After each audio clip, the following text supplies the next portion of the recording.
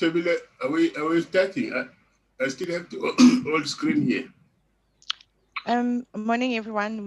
It's now 9 o'clock in my watch. We are now going to start. Panelists, apologies. The video function is disabled.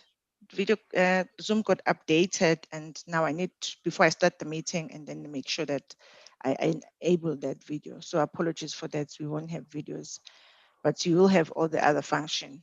So I will now start the meeting, and then I'll just do the house rules, and then I'll hand over to our facilitator, Mam Claudine. I'm going to share my screen for the house rules.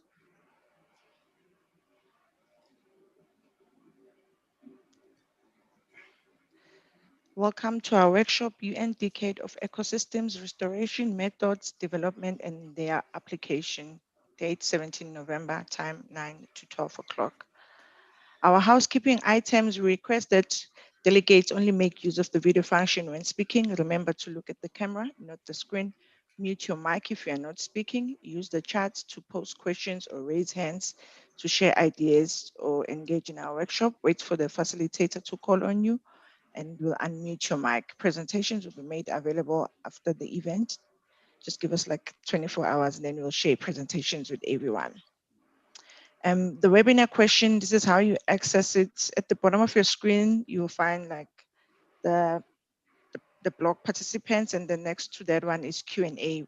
So all the questions related to our workshop, everyone can just post them. So it's either the panelists will be able to type the response, or maybe if there's still time, then they'll be given a chance to respond live.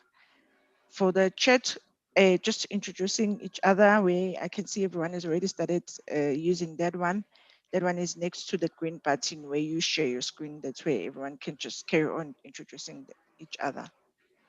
And then this is our program for today. I'll just pause for 2 minutes so that people just have a look at it. I think 1 minute, not 2.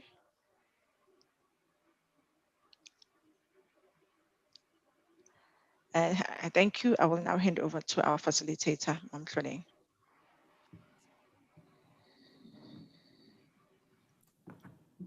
Thank you, Tobile. Good morning and welcome all to the session.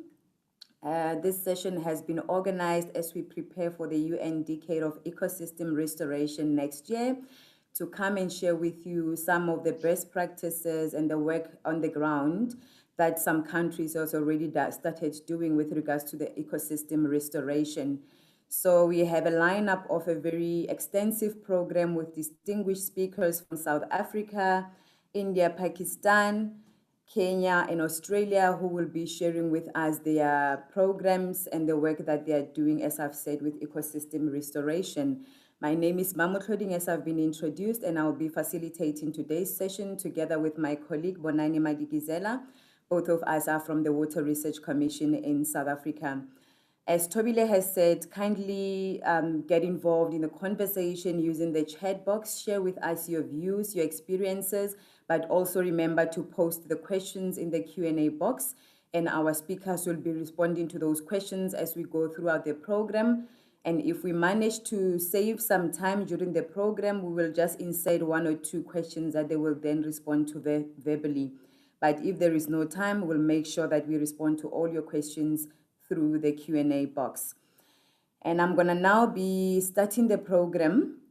And our first speaker is going to be Professor Stanley Lipati, who is the Group Executive for Research and Development Branch at the Water Research Commission in South Africa. And Stanley is going to be giving us the official welcome and also sharing with us the purpose of today's meeting. Over to you, Stanley. Thank you.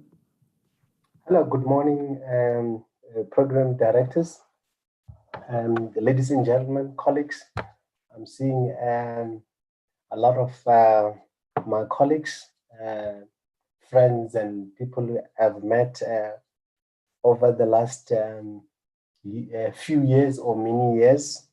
And thank you actually for honoring us and participating in this important or great workshop that we are going to have today. And welcome to this workshop. But before maybe I can go deeper into my welcome words, let me first start also by acknowledging the point that the UN indeed actually have challenged us by this global call of action, which requires actually to respond to this UN decade on ecosystem restoration. We know that developing countries, especially those that are poor like ours, I mean, we've got poor people living in rural areas, some don't even have water, that come to their own houses, they have to go to rivers, they have to carry buckets of water, sometimes from far away places, kilometers and kilometers. And this is quite common in Africa. And these are actually issues that one can even connect to several SDGs that the UN actually have put together in terms of our human conditions and also in terms of how we can develop ourselves to improve our livelihoods, to improve our well-being. And ecosystems actually are in the center of it all. And we actually who work with water, we also know that water actually provides that life. It provides that blood supply that ecosystems really thrive on.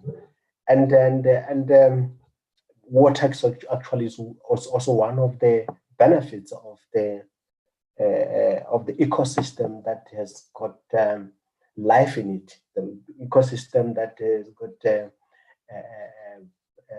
health integrity, which is actually enabling it to function properly. So it's actually important for us in South Africa as well, in Africa and all the developed countries, to see restoration actually being part of that restitution, is being part of that address or communicating to our needs, communicating to the correction that will provide life in the end or will provide our needs.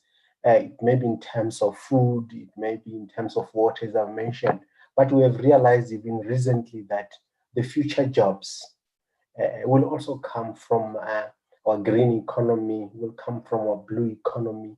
So we need actually to ensure that we restore our landscapes. We should make sure that we restore our catchments, because that's actually where our lives are. We know that farmers are actually suffering at the present moment because of the climate change, struggling to find adaptation strategies or adaptation means so that they can still continually produce and be able to make money from their businesses.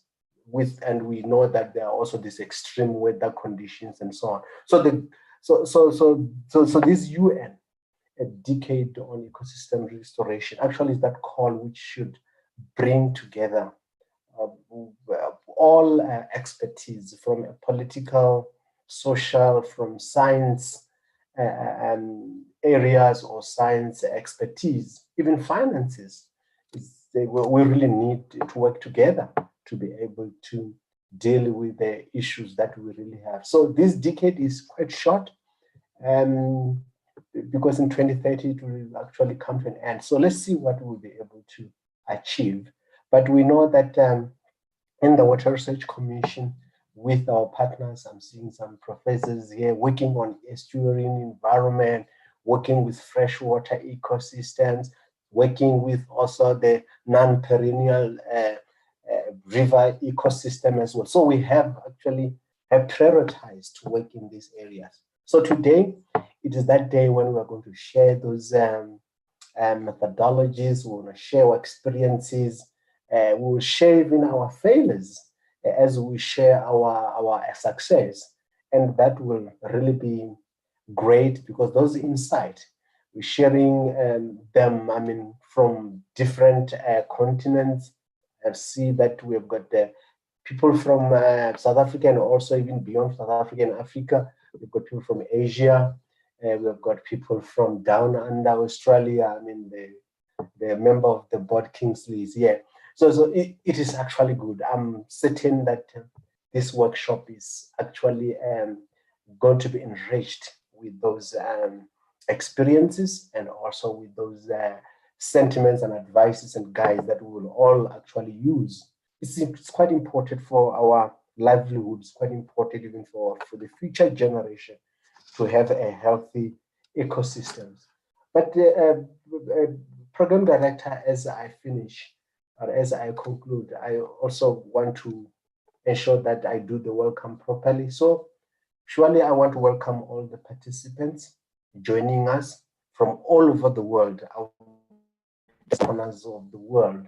I didn't check the attendance in terms of who are the other people come from other continents, but I want to think that this is actually a global event, and we are very thankful that you're joining us.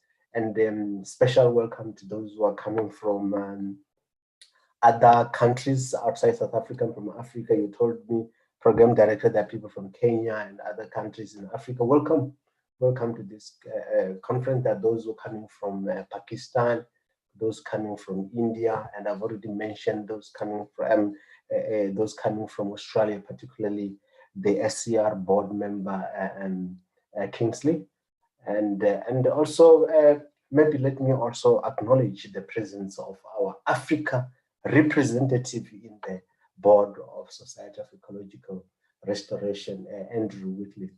Welcome, and we are really looking forward to your leadership and also to connect us, to connect everybody in Africa so that we can nurture this network, and also to ensure that we share continuously beyond this workshop. Ladies and gentlemen, we are called for this global call of action. So I also want to end there. Thank you so much, all of you. Back to you, Program Director. Thank you very much, Stanley, there for the warm welcome and reminding us of this important global call to restore and maintain our ecosystem, because this is actually what will benefit everyone. I think we've also touched on the importance of multi-sectors to work together as we restore and maintain the ecosystems. And therefore, partnerships plays a very key role, but not only partnership, we also need strategies and plans that are well resourced for whoever needs to be then actioning these activities to restore and maintain the ecosystem to be efficiently successful. So the next speaker is Mr. Desigan Naidu, who is the CEO of the Water Research Commission in South Africa. And Desigan is going to be talking to us about partnerships in green economy, resource recovery strategy for a better future for all. Over to you, Desigan.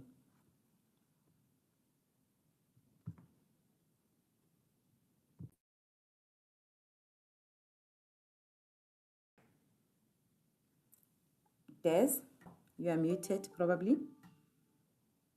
Over to you, please. Good morning, colleagues. Yes, I was muted indeed. Good morning, everybody. I think it's really unfortunate that the video function is not working. I think it's important if we are able to see one another, at least when we're speaking. But let me continue from Stanley and welcome all of our guests from local environments as well as the international ones. And it's wonderful that you're all participating in this webinar today. And, you know, in the last couple of weeks, it's become almost impossible to talk about anything without first referring to an election that has affected all of us. And that's the US presidential elections. As we were exchanged with colleagues in the water policy group, one of the things that's become quite visible is that there are many more than 50 states in the US, and the impact is strong and penetrating in almost every part of the world. So maybe that's also a good starting point for this conversation.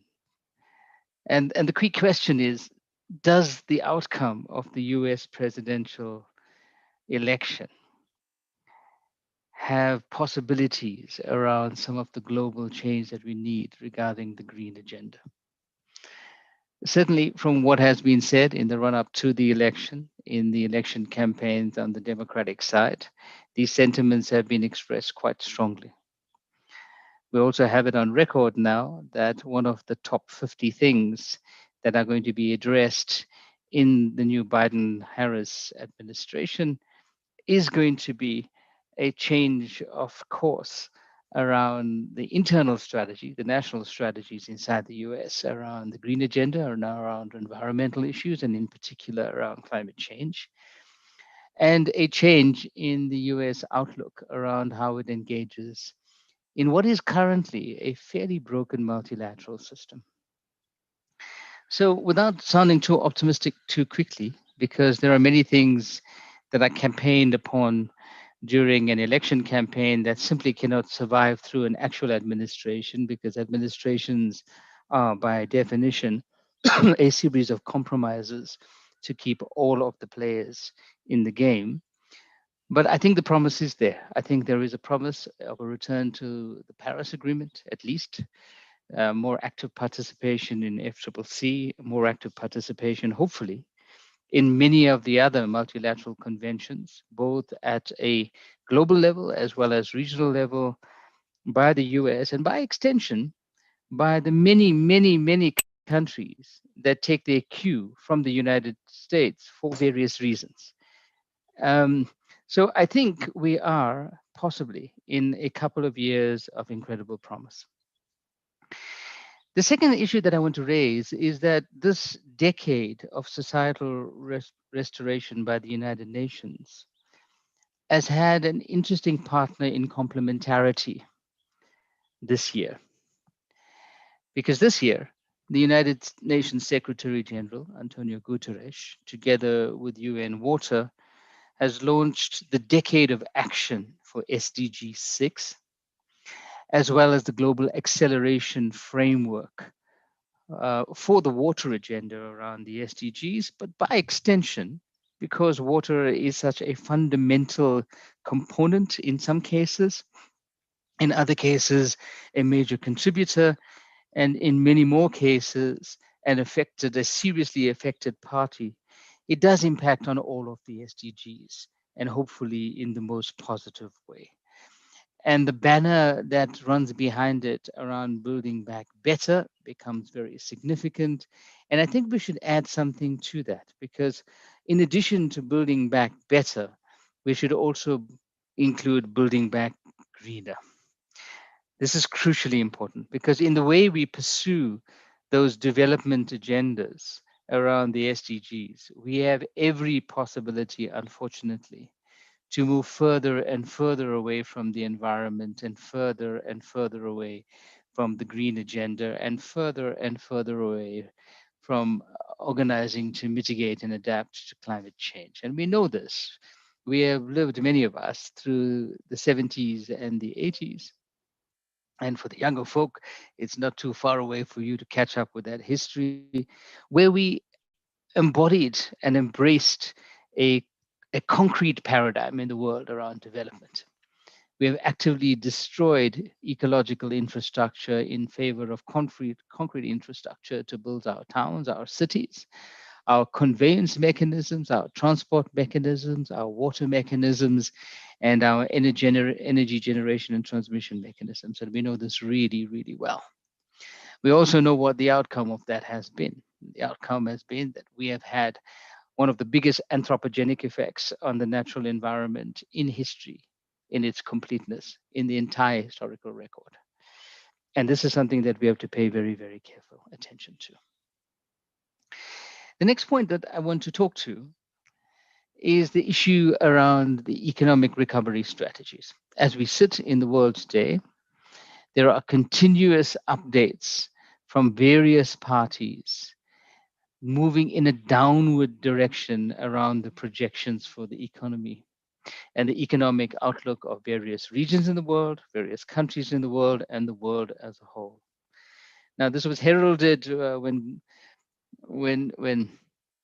the chief economist of the IMF put out the first of these indicators very early this year, saying that the already difficult and sluggish trickle-like growth that we've been seeing in the world for the past 5 years is actually going to go one step further into contraction.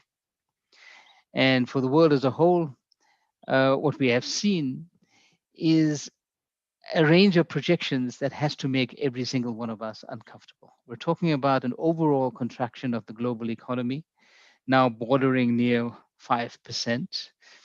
In our own country, South Africa, we have recently gone through the midterm budget policy statement of the Minister of Finance, and he has pronounced on a contraction of 7.8% in the 2020 financial year, and a 5-year recovery plan to get us back to where we were in January of 2020, which wasn't a great place in the first place. And this story is echoed in almost every country in the world. There are a few exceptions, of course, the likes of China, the likes of India. But even there, the contraction is very real. And that contraction is associated with a 7% growth dropping to something around a 2% growth, which means there's a 5% contraction. And in the way different countries are pronounced on their recovery packages, firstly, their stimulus packages just to survive through the pandemic, and then with their recovery packages going into the future, what has happened is what was completely expected.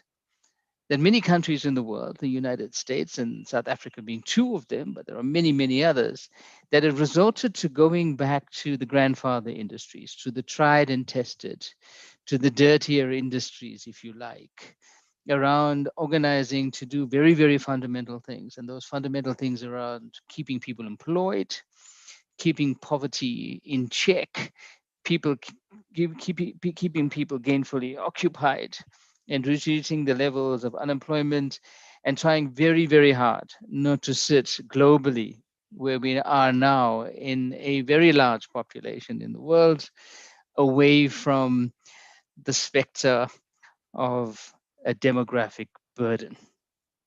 And I think we all understand this. But I think we also understand that there is definitely another way to do this, that we can build companies, we can create livelihoods, we can create sustainable jobs on the back of a green agenda. That we need a green economic recovery plan in the world. Now, there are elements of that have arisen in the European Union. They've organized to have a significant portion of the stimulus budget set aside for green initiatives and the green agenda. There are several countries in the world that have followed suit, and some have done even better than that. But by and large, the majority is not thinking in this direction. So let's examine what this opportunity space is. The first thing that we have to engage around this opportunity space is the very real possibility that we have in the world as a whole, in this part of the world, Southern Africa and South Africa as a specific country, around energy transformation. Now, in part, this has got something to do with our current energy security woes in this part of the world, around the failure of a very, very large state corporation to be able to fulfill its mandate in the form of Eskom. But you see all around the world very similar kinds of features, but maybe not as devastating, that are being engaged. And the real energy transformation that is possible in the world is moving away from fossil fuels and coal back into the domain of reinvigorating the renewable energy momentum that we had not too many years ago. It was promising. It was on an upward trajectory. It can do that all over again. The second issue is that what we have experienced in the world as a whole in the last couple of months, for at least 7 months, and for many for much longer than that, is that we have been forced into a virtual interaction, a virtual engagement, and a virtual working modality. Now, this is something that we have embraced, and we have embraced this far easier than many people would have predicted. I mean, in our own organization, the WRC, we've been having these discussions for several years, but we couldn't get over that lip into the event horizon to actually take the plunge. And along came this little single strand RNA virus that says we're going to be the disruptors.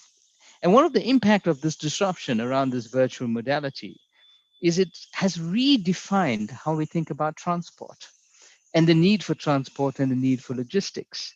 Now, if we embrace this and say we are moving forward permanently into a hybrid way of operating, then we had the real possibility of reorganizing our transport and logistics mechanisms also to move into a much greener space, much less asphalt, much less diesel, much less carbon emissions in the world. And this is more than possible going into the future. And of course, the knock-on effect around the destruction of the environment, either indirectly through the greenhouse effect or very directly by digging up various parts of our natural landscapes to put in this kind of infrastructure that we were used to for the last 100 years or so. And that possibility is very real and it really exists. The third thing is around building on the COVID pause. Now, one of the more mesmerizing things that happened in and around March and April this year, when most of the world, bar a few countries, were actually in a very heavy mode of lockdown, is that we had glimpses of possibilities we didn't think would happen ever again. We had clean air in Beijing. You could look out for outside the environments from the center of Delhi in India. You had the return into the urban landscapes of wildlife that hasn't been seen for many, many years, if at all. What we glimpsed was the possibility of how the world actually can be if we make the right kinds of investments around ecological restoration, around renewal of the environment, around a green agenda. And this is something I think we should look to and embrace. And then the next point that has become quite interesting recently, particularly in the discussions around how new investments are being made. And today is the start of the third investment conference on invitation by the President of South Africa to the world, happening virtually, of course. And for the first time, there is a significant input around engaging the idea of investment in ecological infrastructure. Now, we have many examples in the water domain, and my colleague Bonani is our point person on one of the mega projects that we're doing with Jeff and the Global Climate Fund, where we are looking once again around the possibility of engaging an environmental agenda, which isn't around the classical environmental restoration agenda, but one that is moving forward into a different realm of sustainability. Not just the sustainability of the environment, but also the sustainability of the financial system, the sustainability of water security, the sustainability of energy security, the sustainability of food security. So we're engaging this in the context of the water, energy, food nexus. And I think this is an incredibly exciting development. It will bring lots of new players into this domain. It will bring some very difficult, wicked challenges with this because it's not easy to work out the modalities around how we can engage this with the right kinds of toolboxes. But I feel confident that in this community of practice, we have the will, we have the passion, we have the ingenuity, and to borrow from one of the most important pillars of the global acceleration framework that is supporting the decade of action for SDG 6, we have innovation. And together, we put all of this in the right kinds of toolbox, and we're going to see many of these examples today in the different case studies that are coming from across the world to engage exactly this matter, that we have indeed a great start. So colleagues, I think we have a very real possibility around organizing ourselves, not to build back better, but maybe to build forward greener. Maybe that's the banner that we should organize ourselves around. And I think we have a good base, we have a good community of practice, And I think if we organize ourselves smartly enough, the world will indeed be our oyster. So good luck to all of you. It's lovely to see all of you here, and we're really looking forward to the discussions that we're going to have today. Thank you very much indeed, and back to you, Program Director. Thank you very much, Desigan. Thank you for sketching that global and local perspective with regards to the enablers, potential opportunities, and bottlenecks, some of which are man-made and systemic bottlenecks that may hinder our efforts to restore these ecosystems and achieve the green agenda or implement the green agenda. Thank you so much for that. I think now we're going to move to the technical presentations, where the colleagues are going to be sharing with us the work that they're doing on the ground with regard to how they're restoring the ecosystems.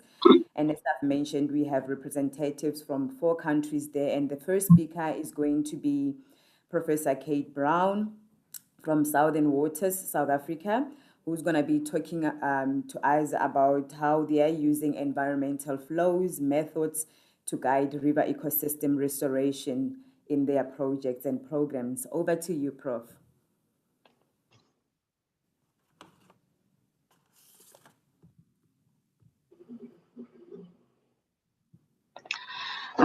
Good morning. Is my window coming through and can you hear me? Yes, we can Yes. see and hear you very well. Thank you, Prof. Go ahead. Okay, good morning, everyone. I'm going to talk about using environmental flows methods to guide river ecosystem restoration.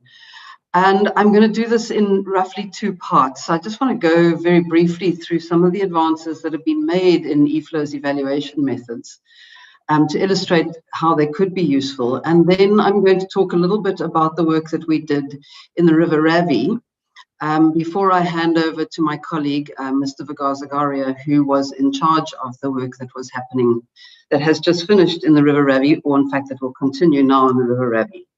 So without any delay, let me just go through some of the advances that have happened in environmental flows evaluation methods over the years. And essentially, environmental flows emerged to guide ecosystem health, to support the systems that support us. And there's 2 main aspects of environmental flows. And the one is technical. And over time, that technical has increasingly moved from looking only at certain aspects of water quantity to picking up the broader drivers of freshwater ecosystems, patterns of flow, sediment, water quality, connectivity. So that's the one side of environmental flows. The other side is the stakeholders and government, the people that need to use the information generated in the top to make decisions around sustainability, around reliable water supply, around how we use the ecosystem services, how they enhance our culture, recreation, health, livelihoods, equity, and food. So the interplay, I believe, between these 2 aspects of environmental flows is very important, and it's also very common to virtually any aspect of river management or ecosystem management, including restoration. So if we go back to the start of environmental flows discipline about 50 years ago now, and track what was happening in terms of the evolution of environmental flow assessments, we find that in the 70s, we started with a very basic notion. Rivers were drying up in the dry season. They needed some water in them so that fish could survive. These were, by and large, purely hydrological, 10% of the minimum flow, of the dry season flow or minimum flow. Some of things we are all quite familiar with.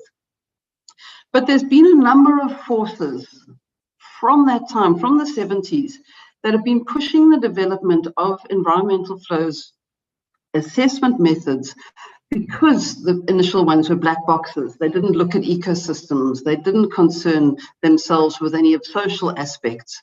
They were nearly impossible to use in negotiation because the granularity of the information that's provided was insufficient for dialogue.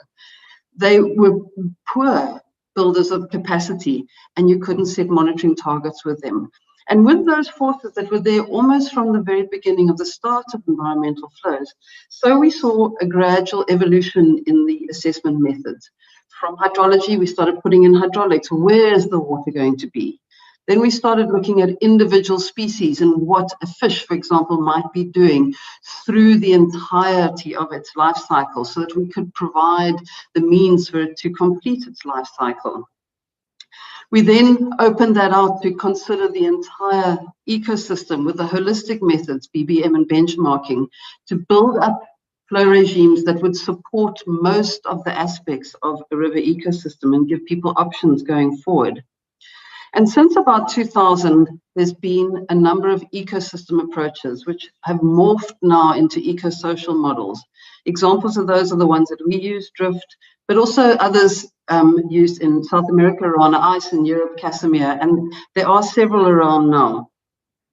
And leading from those, from all of those, are the rapid frameworks with which many of us are familiar, that take the input from the output from these more detailed assessment methods and use it to extrapolate across broader areas. So that's sort of the broad evolution from 1970 to 2020 of how environmental flow assessments have changed. And if you look what's been happening in Southern Africa over that time in our area, we see that that comes through quite strongly. So from about 2000, there's been a very strong move towards an ecosystem approach, pushed by those forces that I was talking about, a move towards a scenario approach. Instead of this is what you must put in the river, this is what will happen if you do this. So a more interactive scenario approach. And also a move towards basin-wide assessments with this fundamental understanding that we cannot manage and plan for rivers on a reach basis. They operate on much broader scales, and quite possibly the best one to use is the basin. So these trends are very strong in the environmental flow assessments that have been done across Southern Africa over the last 20, 30 years. They also pick up on two terms that are starting to come through very, very strongly: ecosystem approaches and nature-based approaches. As we understand what we've done to the world and that our options going forward are to work with Mother Nature, so the calls are coming up more and more and more for us to be doing more eco-socially informed management, and for us to be using the best understanding that we have of our relevant ecosystems in order to contextualize and guide our decision making. And some of the new texts that are around, 2020 texts, are talking about it being a new generation of research, interactive biophysical and social research that contextualizes appropriate decision making. But the fact of the matter is, because of the ecological reserve and the work that was started in South Africa and then into Southern Africa, we've been doing a lot of this work in EFlows and in other areas for many, many years. And there is now an opportunity to crystallize that. So what do we mean about eco-social models? So I'll just take through a small example here of something like gravel beds, gravel beds in a river system. So what would dictate the presence of gravel beds in a river ecosystem would be many things. I'm just using some examples here, but things like the dry season discharge, to make sure there's water that cover them in the dry season. The wet season shear stress and duration of the wet season, the power of the water to move gravel, and obviously sediment supply. As I say, there are other things. All of these things are well within our ability to model and to quantify physics, using the fundamentals of physics, using our understanding of river ecosystems. Gravel beds themselves are important for things like catfish, because they lay their eggs in gravel beds. But catfish themselves are then also subject directly with other aspects of what's happening in a river ecosystem: the water quality, the duration and the discharge in the dry season, which is the stressful period for them, the onset of the wet season when they start breeding, the biomass of their food, aquatic insects, and connectivity, so they can move from where they feed to where they breed to complete their life cycles. Catfish then also are part of fish catch.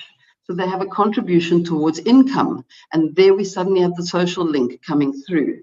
Where there are fishermen or where there's fishing on a fish community, we have a lot of feedback loops of things like effort and gear and timing becoming important, the fundamentals of managing natural ecosystems and harvesting of natural ecosystems.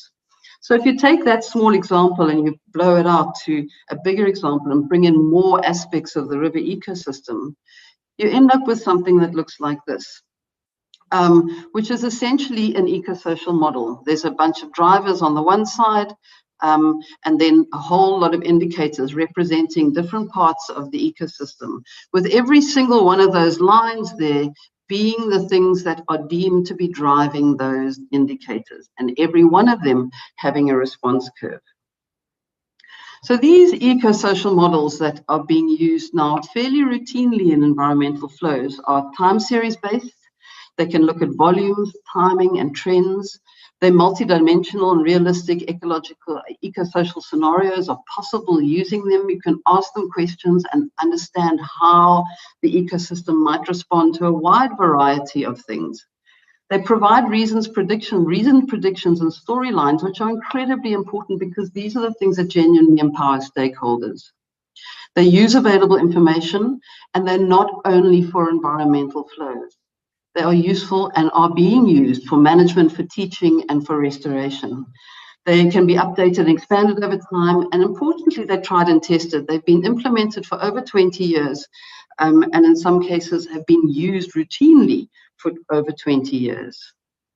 And when we look at some of the feedback from environmental flows work using these more detailed assessments, we start to get the things back from stakeholders that are incredibly important to us as the scientists trying to provide the information.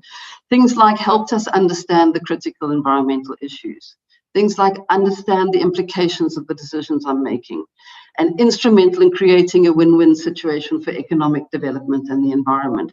These are the sorts of things that we strive for, is to give that information to people to allow for better and more wise decision making.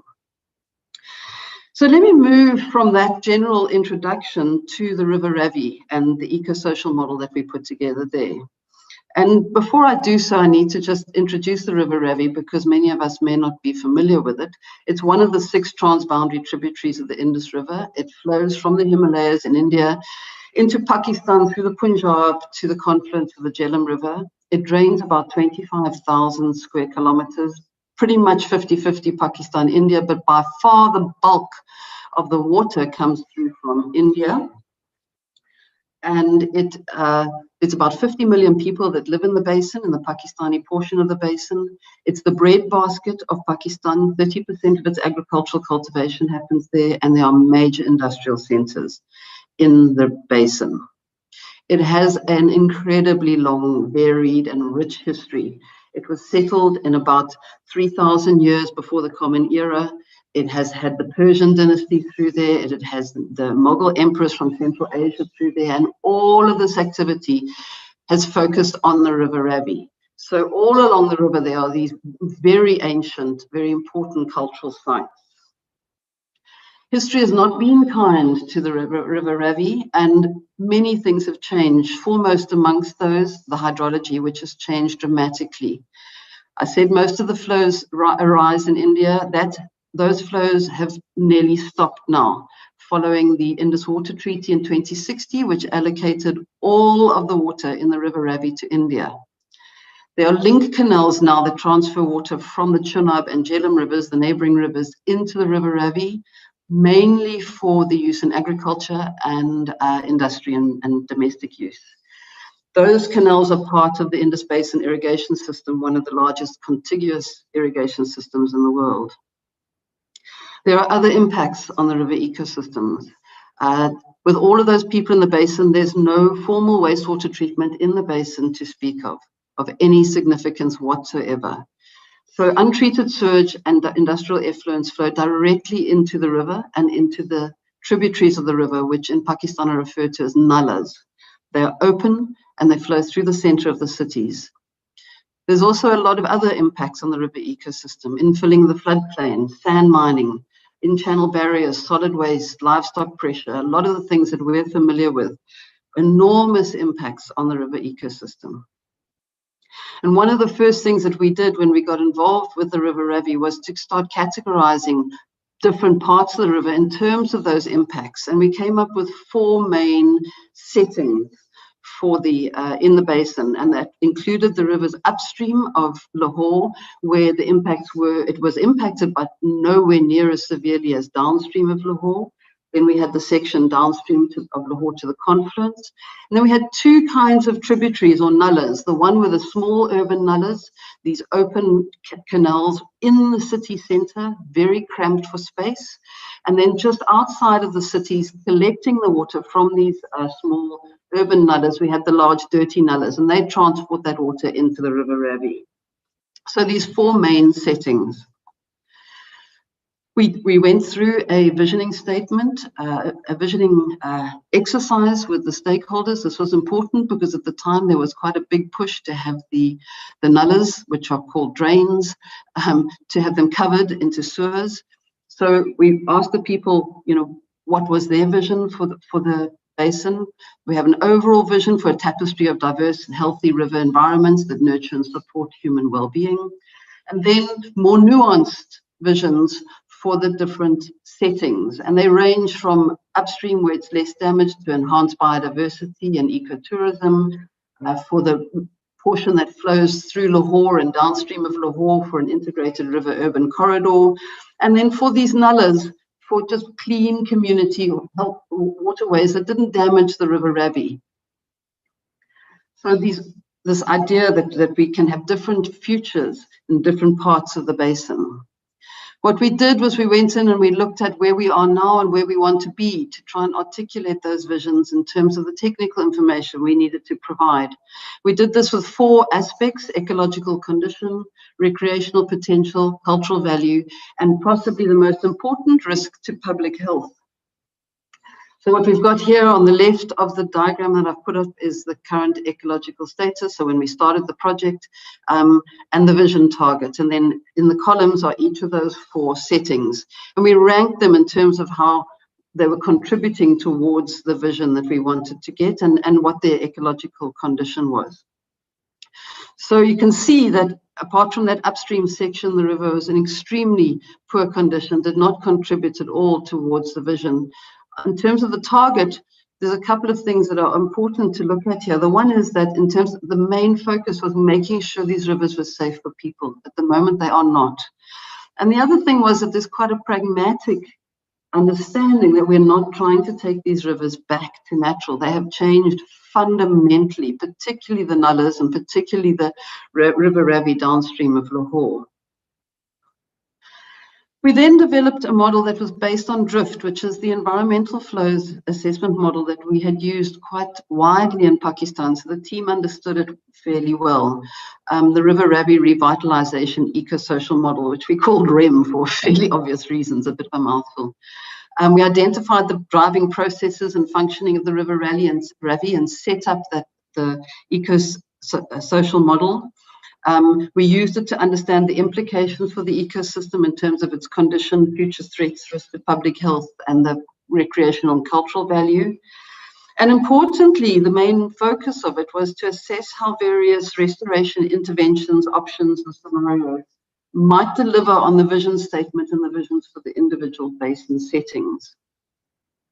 So what we did was we went through the basin, we set up a whole lot of environmental flow sites throughout the basin, and for each of these, we put together one of these eco-social models with the drivers in blue, ecosystem in green, the cultural and recreational in brown, and then the public health in purple. So the driving variables that we were looking at were things like hydrology, obviously key, water quality, quite simply a major overriding issue, including E. coli and biological oxygen demand, but also odor, because these rivers, they really don't smell very good. So that's important in terms of if you want to bring people closer to them. And then a whole range of restoration activities, such as removal of toxic waste, solid waste management, sediment mining, recreating buffers, changing channel shape, landscaping, ablution facilities, and access. So all of these things were drivers that we were putting into the model. If we change these things, how will the responding variables react to the changes that we are proposing? For responding variables, we had the four types again on the ecosystem. How was the habitat responding? What were the plants going to look like? What were the river animals going to look like? from recreation and cultural, looking at aesthetics, and then suitability for walking, cycling, jogging, picnicking, swimming, fishing, where they're actually going to be fish alive in the river. And then for public health, looking at the potential for reducing the risk of diarrhea, worm infestations, looking at the vectors for things like malaria and dengue, illness from pesticides and heavy metals, all of things that are quite prevalent in the basin at the moment with the condition that the rivers are in. So what I've done here is I've just laid out those, the drivers on the left-hand side in the blue, and then the responders that I've just been through. So in the middle, we've got the ecosystem indicators. On the right, we've got the recreational and cultural indicators, and on the bottom, those public health indicators I was talking about. And we're using the same color coding that we use to assess the condition of the system to begin with. And just to demonstrate, what this allowed us to do was ask questions like, what if we improve the water quality? What if we take the water quality from very poor to fair? How does this then manifest itself through the ecosystem and into the sorts of things that we think are important to support the vision? What happens if we do other restoration and interventions? Those things like removing sludge and planting and providing access. And what happens when we start to provide some water in the dry season and really roll out water quality improvements and restoration interventions throughout the basin? How does that slowly manifest itself towards our vision? So that is what the model provided us during this process. And we used it to go through the interventions to achieve our vision. So the simple key here has got 3 concentric rings in it. The middle is the local setting, so the local, exactly where you are implementing any intervention. Then the next one is the setting, so upstream of Lahore or small urban nullas. And then the last one is the basin. And the key is very simple, high, medium, low in terms of meeting the vision. And we were able to demonstrate very quickly that improving water quality only was not going to realize the vision that the stakeholders had for the basin. This was important because most of the political pressure was just simply to put large wastewater treatment plants right down at the bottom near the River Ravi and improve the water quality and use it for agriculture. And then we slowly started to build up the sorts of mix of restoration activities that we were going to need to realize the vision. And those included, as I've said before, the sediment mining, toxic sludge, contouring and planting, and access and facilities. Apologies, And Prof. we You have 1 minute to wrap up, please. Thanks.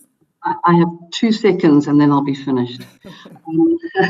And we use this to design the phased approach to the River Ravi, so that over a period of time we can start to put in small pilot projects and then roll them out to finally achieve the full vision.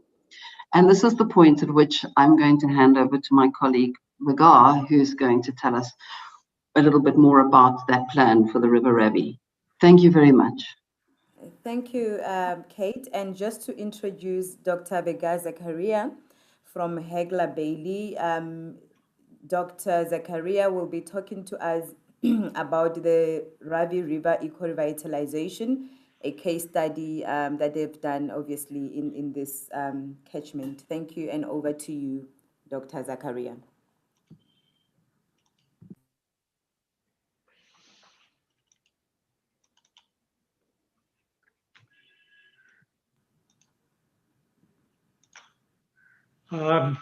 Yes, can you hear me and see the screen? I can see the screen, hear you, but if you can just kindly put it on full presentation mode. Right, got Thank you. Thank you. Thank you, Kate.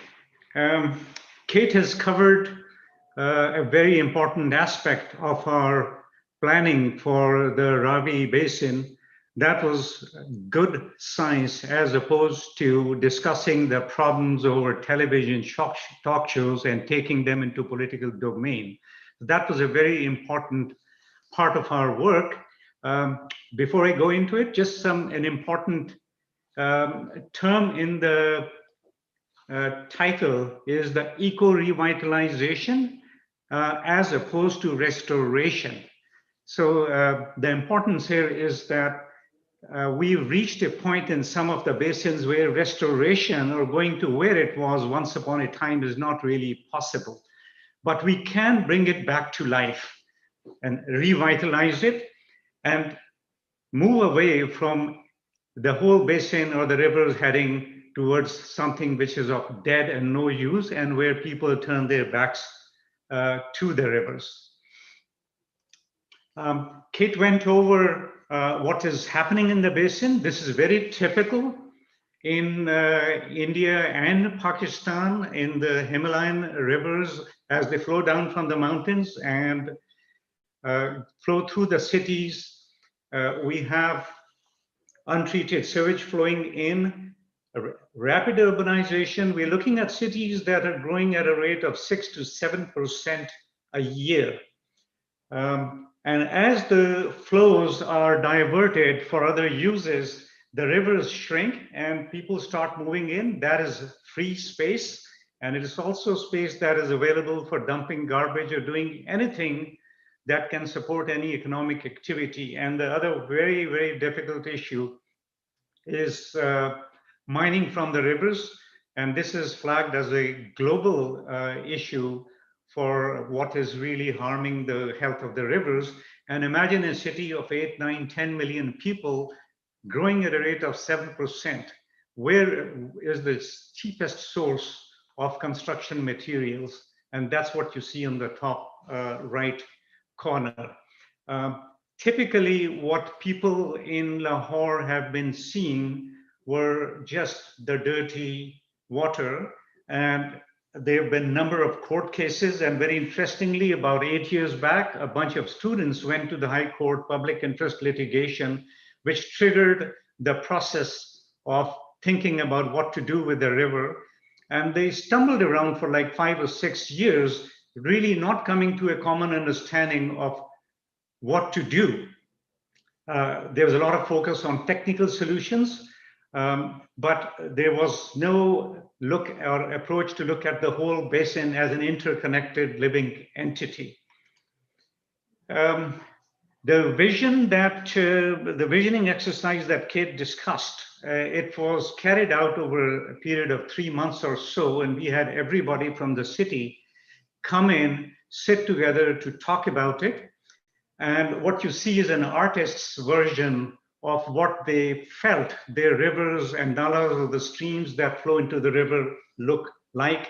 And these dreams actually, Ravi has transformed mostly in the last 30 years. So they're living memories, unlike, say, Thames or a scene where there's maybe no living memory of what it looked like other than artists' paintings from once upon a time.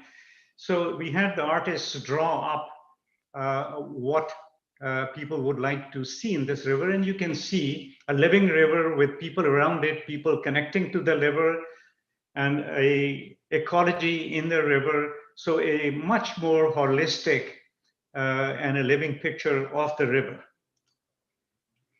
We're getting into planning for revitalization. The first step of defining the problem, and what I put on the screen right now, is sort of a fairly overall broad picture of what is happening in the basin. At the bottom are the drivers. Kate talked about Indus Water Treaty, where waters of this river were given to India under a apportionment of the waters in the Indus Basin.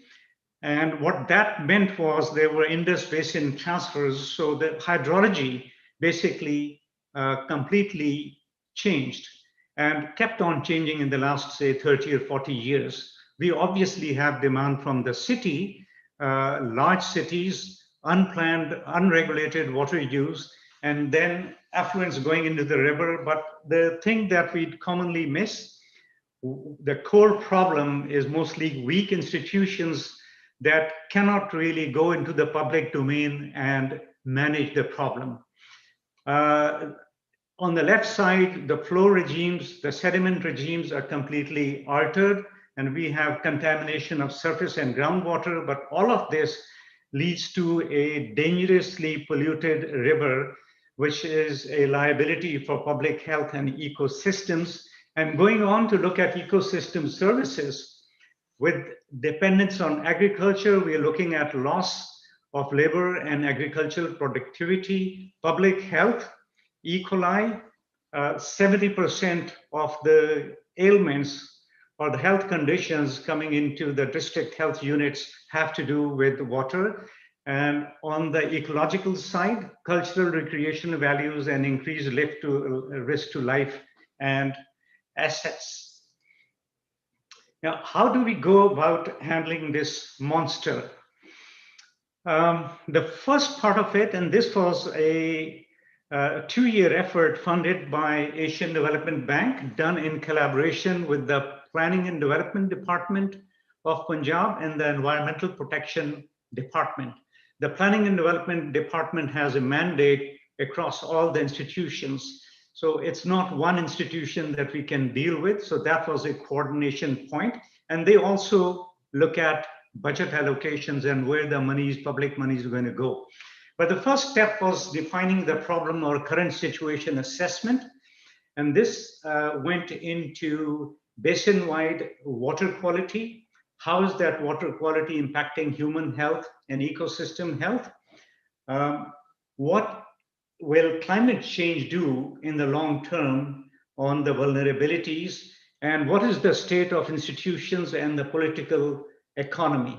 So this was about budget-wise more than half of the effort, defining the problem, understanding the linkages, and this was the data that would later on feed into the Ravi eco-revitalization model.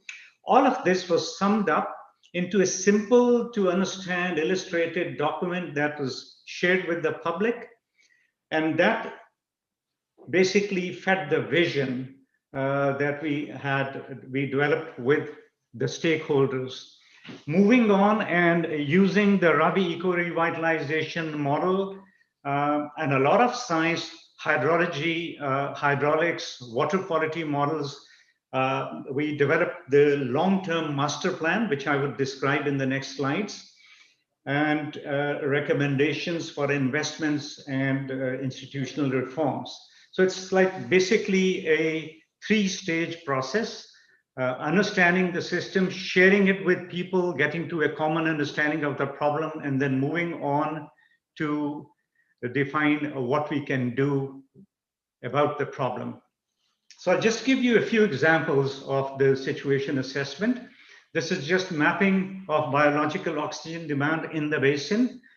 And we mapped the sources that are contributing to the biological oxygen demand in the water. And these would be industries and the major cities. And you'd see all the tributaries, nalas, streams, and the main river and color coding to get a picture of the sources and how the water quality is varying. And what you typically see upstream of the major cities, the water quality is not that bad.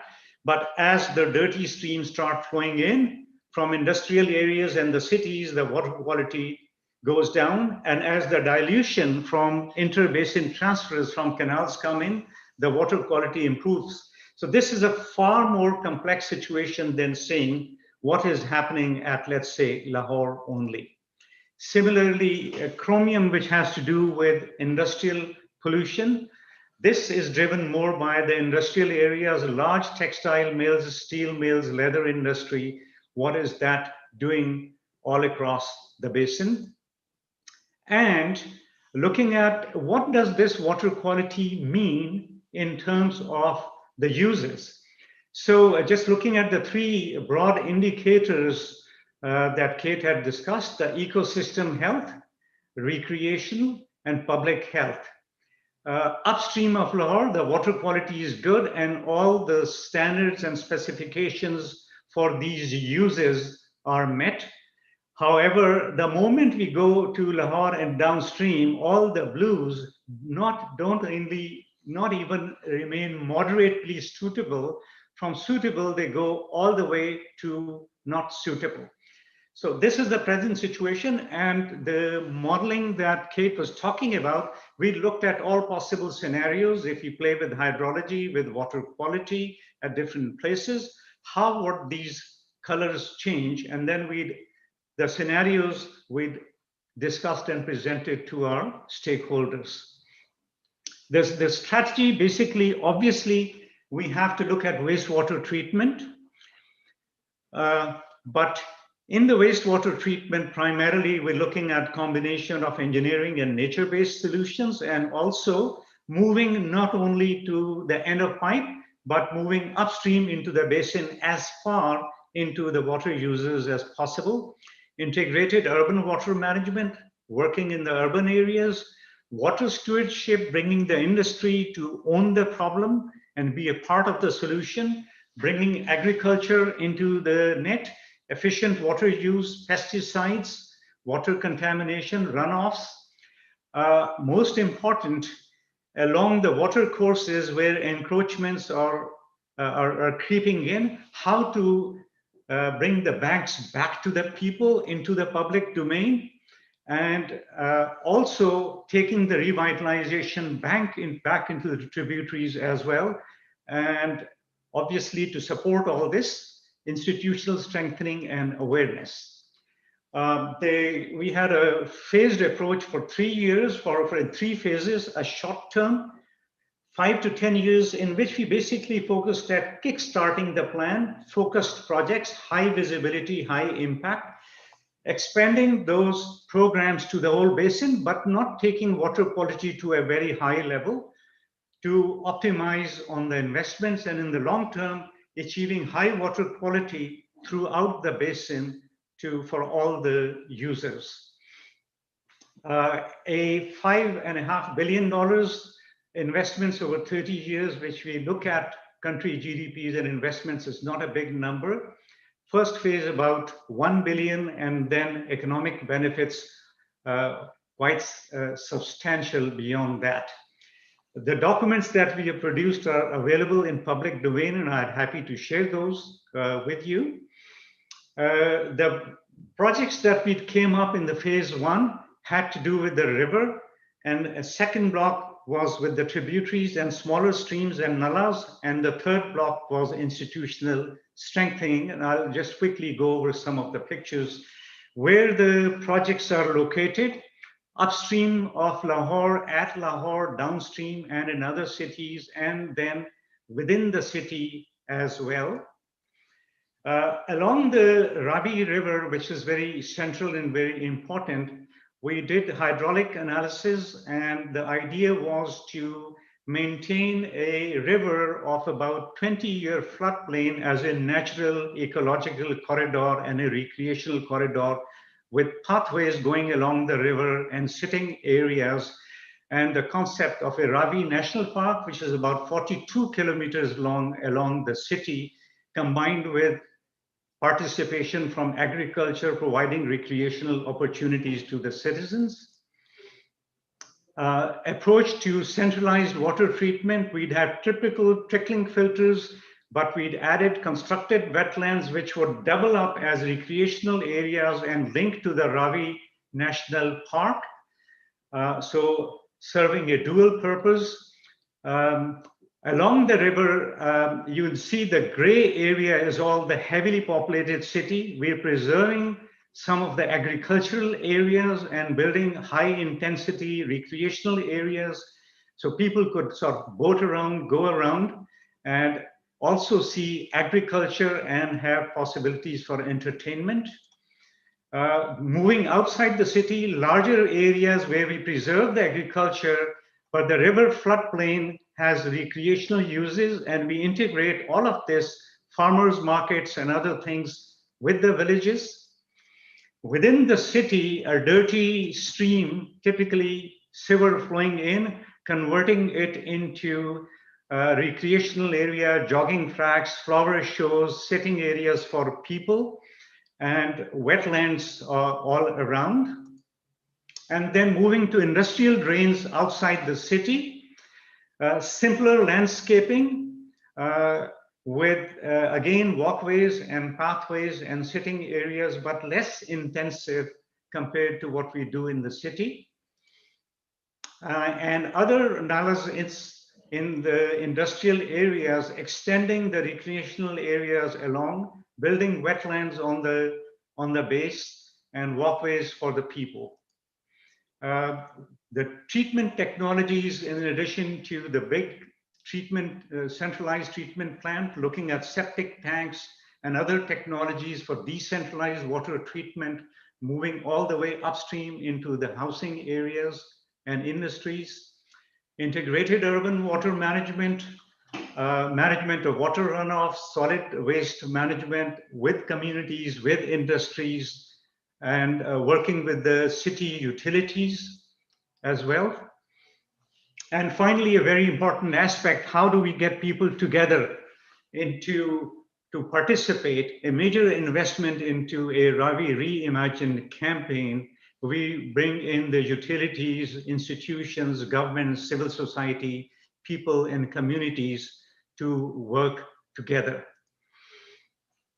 There are conceptual innovations, holistic assessment that Kate talked about, a strategic basin-wide approach as opposed to one point in the city, and integrating broader concepts of integrated water management, nature-based solutions, and bringing people together. On the technology side, the science of it that Kate discussed, combination of centralized and decentralized water treatment, bringing the common spaces and the buffer zones back to the people along the water courses, bringing the villages and the rural areas into the net, and as well as the agriculture, developing these relationships of the rural and agricultural areas with the urban areas based on water management approaches. Thank you so much. That's what I had to share with you. Thank you very much to both Kate and Vaka for this rich information and experiences that you've shared with us, confirming that restoration of the ecosystem is possible and it can only lead to positive results. I mean, you have showed how the revitalization and the restoring of this ecosystem has helped to improve the environmental health, the human health, the overall lives and livelihoods of the people residing in those areas.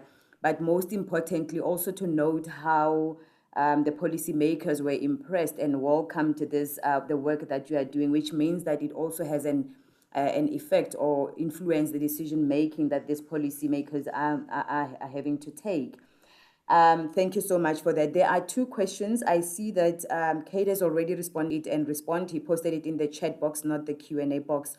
But for now, we then move to the financial side of things, where Dr. Richard Bugan from the Nature Conservancy will be sharing with us some of the case studies that they've done in Africa and elsewhere with regards to water fund for restoration. Over to you, Richard. Thank you, Mama Khering.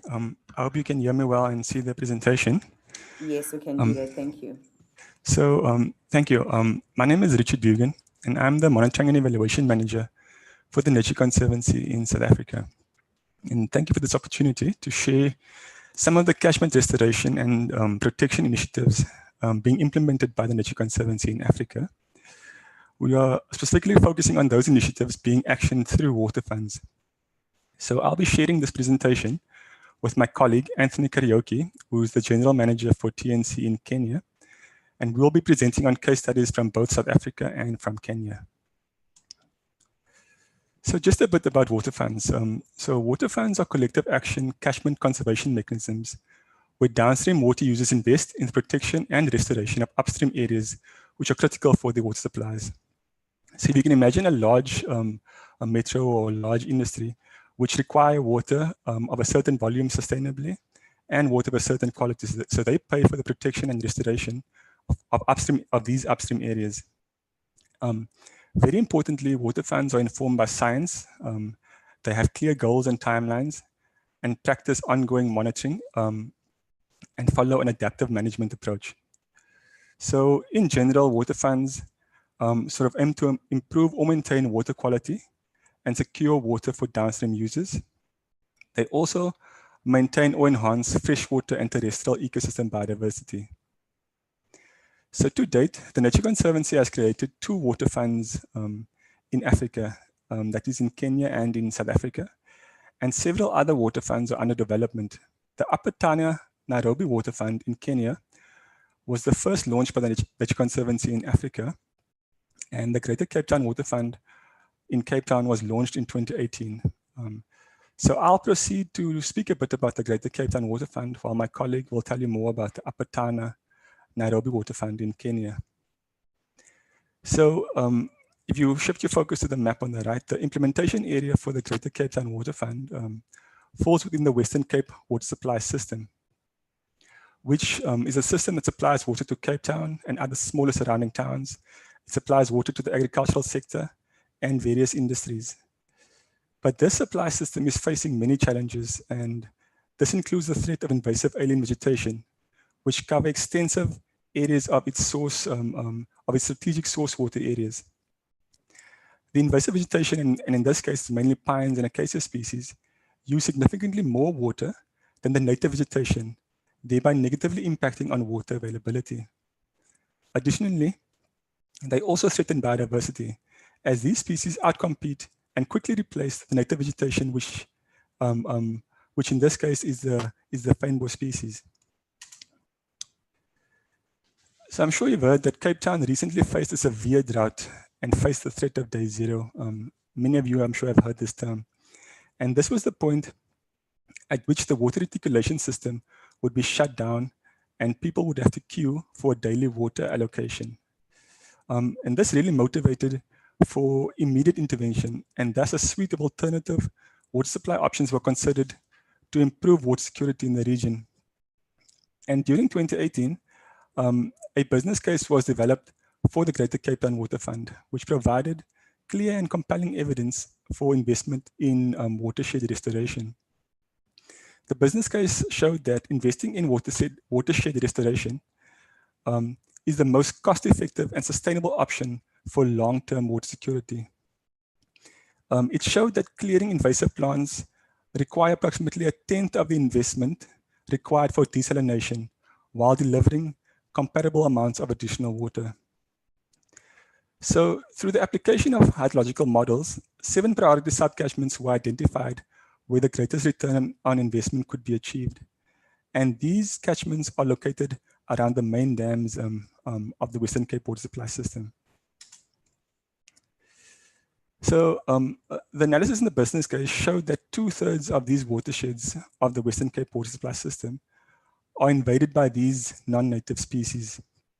And the removal of these across these 7 priority subcatchments, which has an area of about 54,300 hectares, could reclaim 55 billion liters per year. And this is about 14 billion gallons per year. And at current current day usage, this is about 2 months of additional water to Cape Town. And the goal of the Water Fund is to realize this by 2025 by implementing coordinated, prioritized, and efficient invasive vegetation management. And this includes deploying teams to high altitude and steep areas where often the greatest benefits are achieved.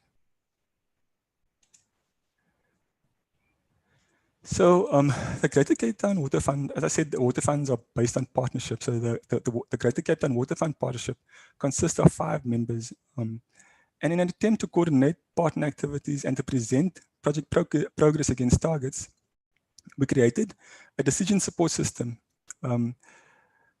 So the decision support system creates an ongoing adaptive management framework for the Water Fund. It also enables flexibility and transparency across all stakeholders.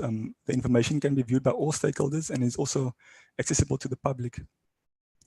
But as the scale of the 7 priority subcatchments was not considered to be feasible for planning and coordinating field activities, we subdivided these on hydrological boundaries into what we termed hydrological management units. So the DSS, the decision support system, provides costs and benefits at this HMU level and prioritizes which HMUs should be implemented for clearing first based on a relative sort of cost benefit analysis relative to other HMUs. So as I said, the DSS can be viewed by the public and can be accessed at the link provided. And on the right is one of the outputs of the DSS, which is an implementation map which shows the progress in terms of invasive plant clearing per waterfront partner. It also presents progress against targets and highlights certain implementation challenges. The DSS also tracks when and where follow-up clearing and maintenance will be required. So to track the impacts of interventions applied through the Water Fund, a monitoring and evaluation working group was established in 2019. And this group is made up of several subject matter experts in the region.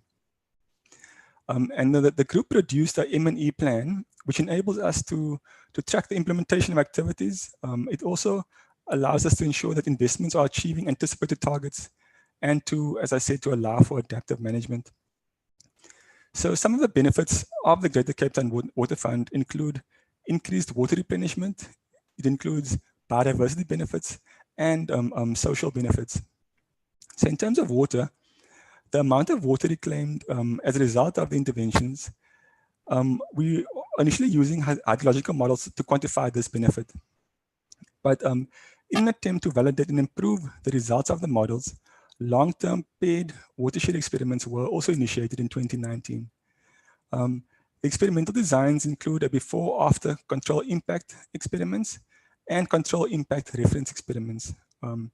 And these experiments aim to directly monitor the additional water gained through the removal of the invasives at a watershed scale. And very importantly, these experiments clearly allow for attribution to the impacts of the interventions that are applied through the Water Fund. So we have equipped 6 watersheds with automatic stream flow and rainfall monitoring equipment. And initial results in terms of quantifying the water benefits are very encouraging. We are also monitoring the terrestrial biodiversity benefits of the interventions. And under suitable conditions, mainly governed by the age and density of the invasions, once the invasives are removed, the native vegetation passively restores.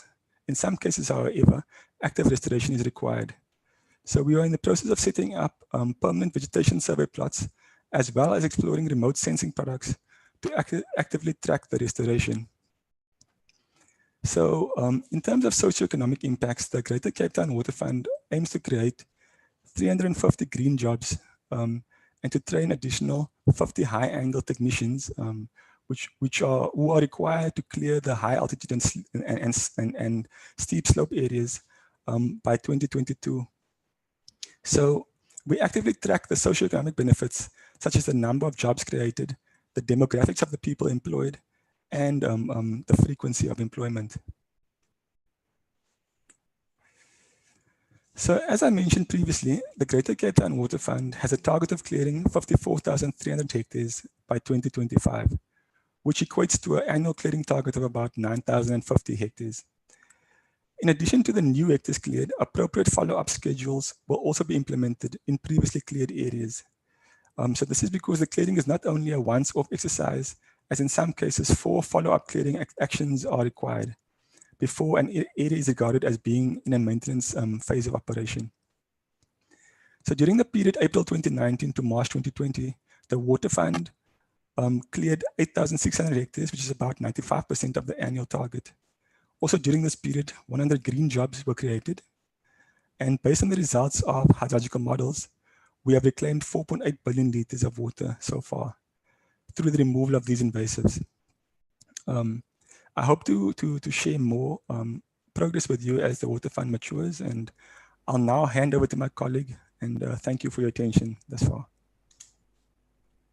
Thank you very much, Richard. I'll ask that you keep the slides so that you can keep walking me down. I'll try to be quick because you have covered a lot of it. Good morning, good afternoon, dear listeners. My name is Anthony Kariuki. As introduced, I'm the manager for the Upper Tana Nairobi Water Fund based in Nairobi. So Richard, if I can walk to the next slide, and we'll try to be quick. Yeah. The project area, like we've mentioned, we are in Kenya. We are conserving the upstream of the largest river in Kenya, the Tana River system. The Tana River system originates from the highlands in central part of the country and streams all the way down to the east, to the coast, Indian coast, at 1,000 kilometers. Why this is so important is because this is the main water tower for Kenya and combines two key ones, Aberdare and and Mount Kenya. More importantly, this is the source of the largest source of water that powers our hydro power generation in Kenya, and also supplies water 95% to the capital city of Nairobi.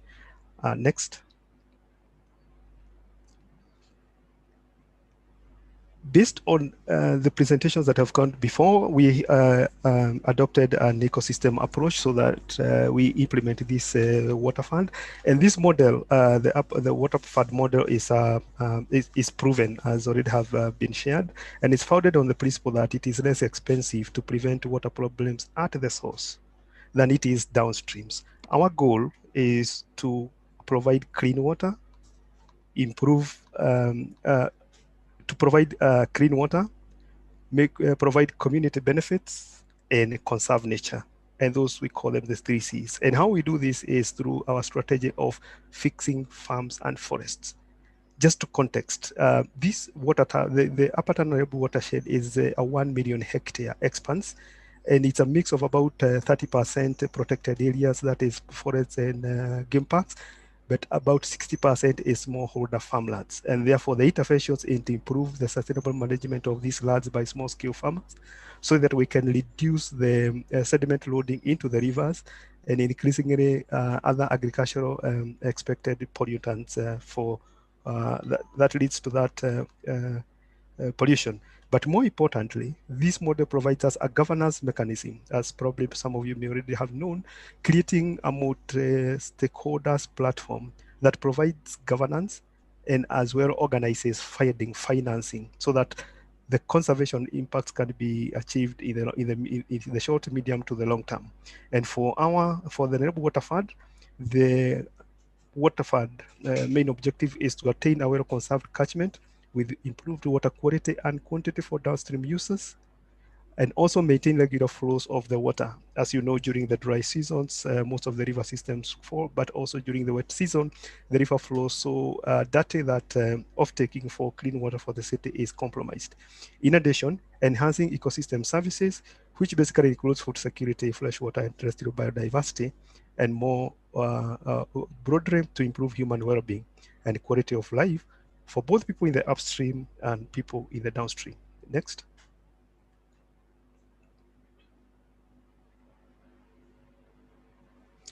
Now, in terms of how this is organized, we applied science to deal with the issue of how do you set the boundaries and the priority. And the hydrological, a lot of science was applied, and probably I'll just be quick on this. So after the delineation of this hydrological basin, we used the RIOS, the modeling, the resource investment optimization system, so that decisions were agreed on where to invest.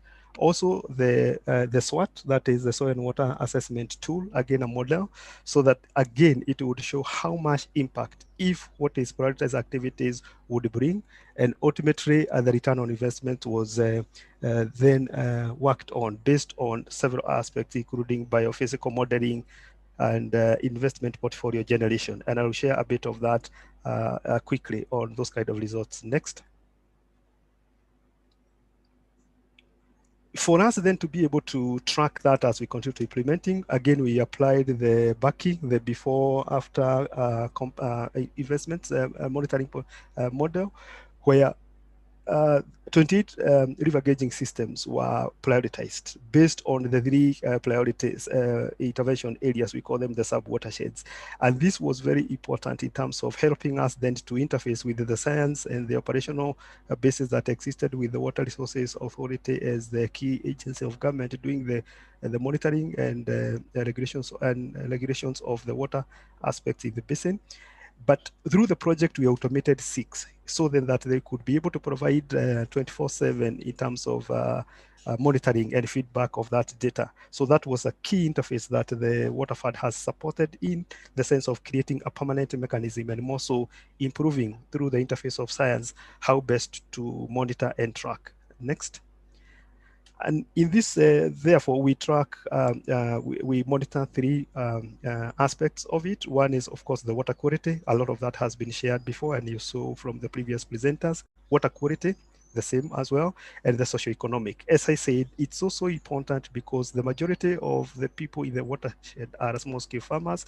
Therefore, the conservation interventions must show actual benefits, and we saw in our strategy that we must prove actual economic benefits to the small scale land user. So in the next 3-4 slides, I'll probably just signpost 3 aspects. One is the biophysical monitoring, if you can go down, Richard, and then the socioeconomic benefits that are accruing as a result.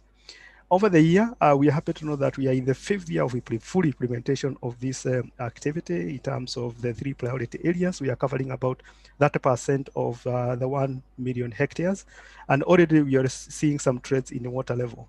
And even though there is much more detail to this, maybe I can highlight that although there is an increasing trend in water level overall, there is a reduced water yield between years. And again, this is explained much more because of the rainfall variabilities and also the hydrological response between the 3 sub-watersheds. What we have is a control and also interventions, sub-catchments that helps us to compare with and without the interventions as per our monitoring Bucky model. Next. Similarly, in terms of the quantity, we overall are seeing that trend emerging, but so slowly. And this again is showing some increase in dry season flows, which again is dependent on rainfall patterns. But while there has been a decrease in the dry season flows in one of the sub-watershed, we have seen a significant recorded increase in another. And this is part of where now our monitoring is helping us to dig deeper and appreciate what are the contributing factors? Are they as a result of the combination of interventions by the water fund and others also that operate in the area? Or what would be that? Is it just because of the rainfall? And already some good trends are emerging. Next. And the same with the water quality as well.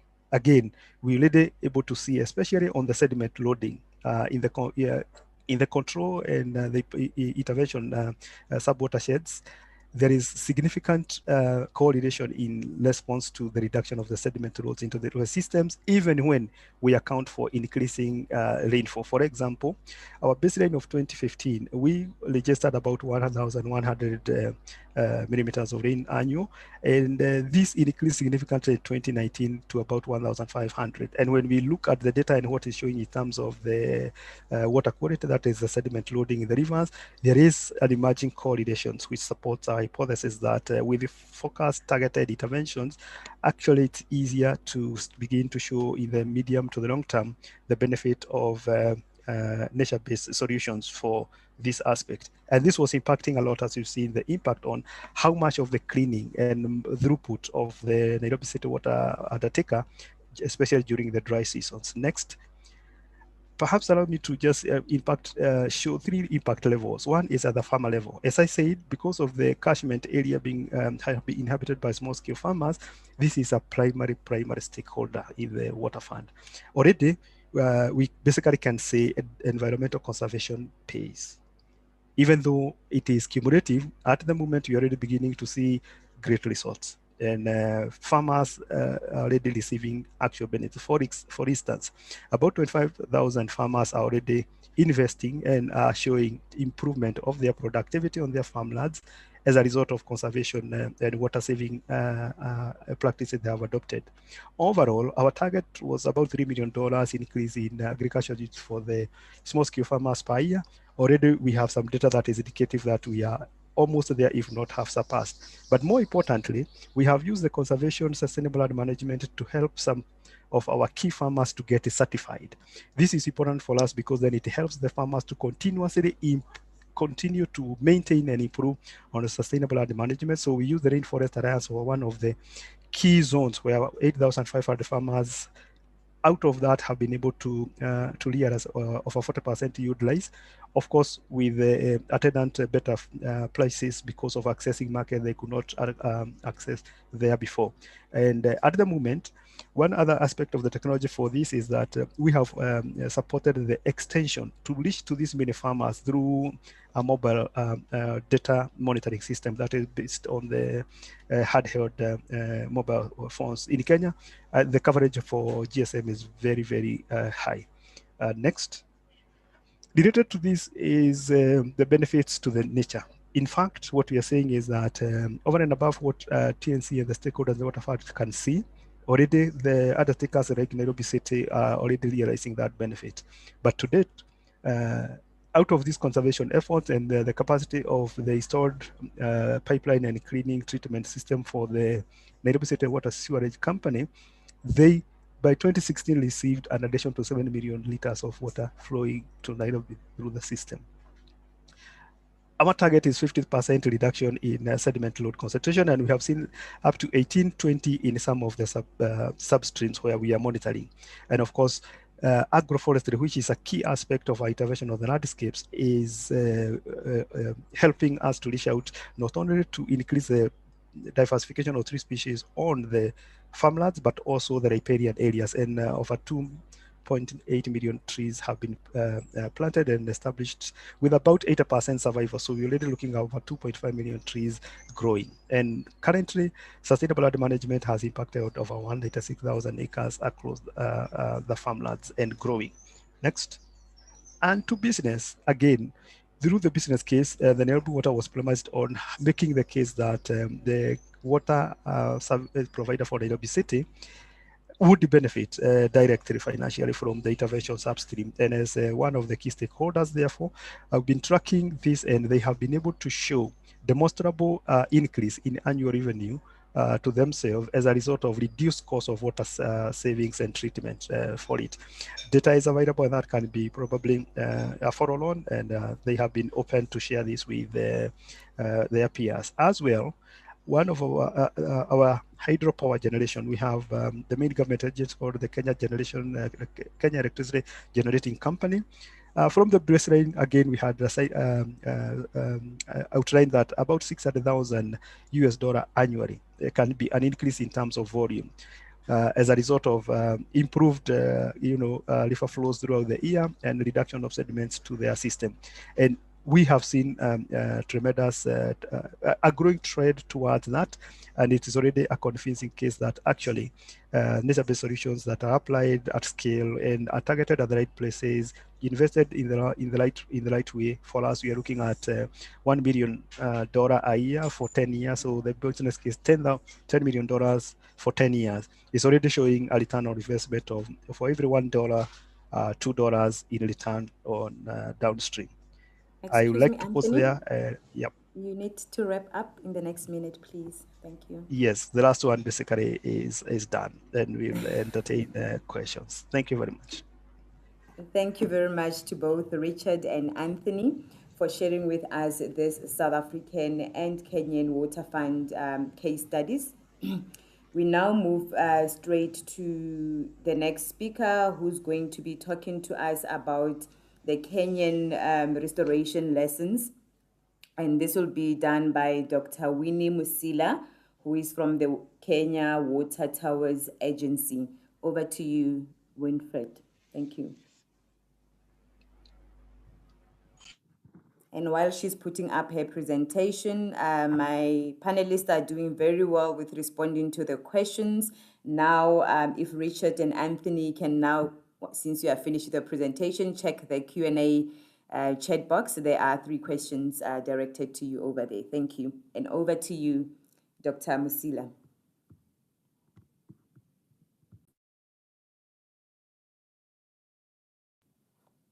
Dr. Musila, are you muted? We can't hear you.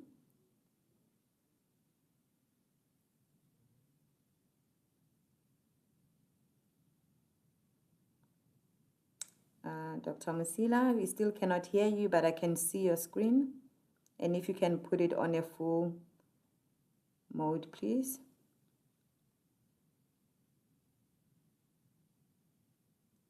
Tobile, are you able to help unmute her if she's muted?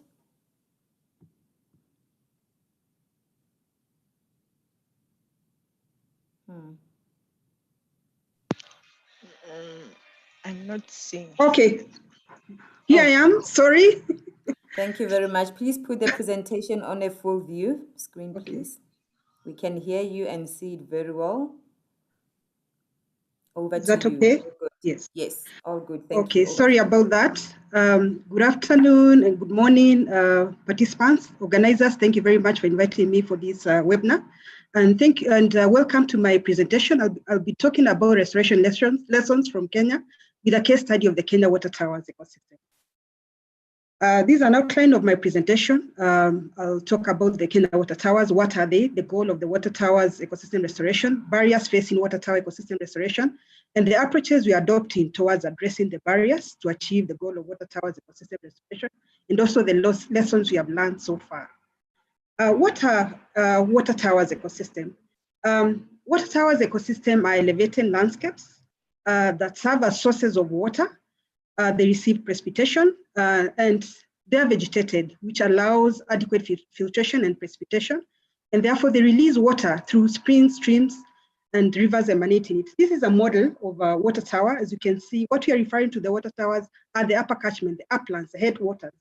And these include the mountains and the hills. Like the Mount Kenya, the Mount Elgon, those are what we refer to as water towers. And they are very key in our economy and as a country. So far, we've identified 88 water towers. Out of these, 18 are gazetted and 70 have been proposed for gazettement. And as you can see in that map, you can see all over the country, we have various water towers. Why are they important? What is the value of these water towers? These water towers actually are the main sources of water. As you can see, 75% of our renewable water in Kenya comes from the water towers. They're also very important. They support livelihood in terms of firewood, in terms of water for domestic use, in terms of wild fruits, and also construction materials.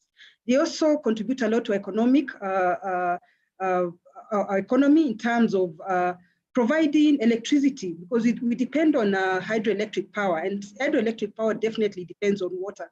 And therefore, we cannot achieve industrialization. We cannot support, farming. We cannot support our economy without water. And therefore, all this is tied to the water towers.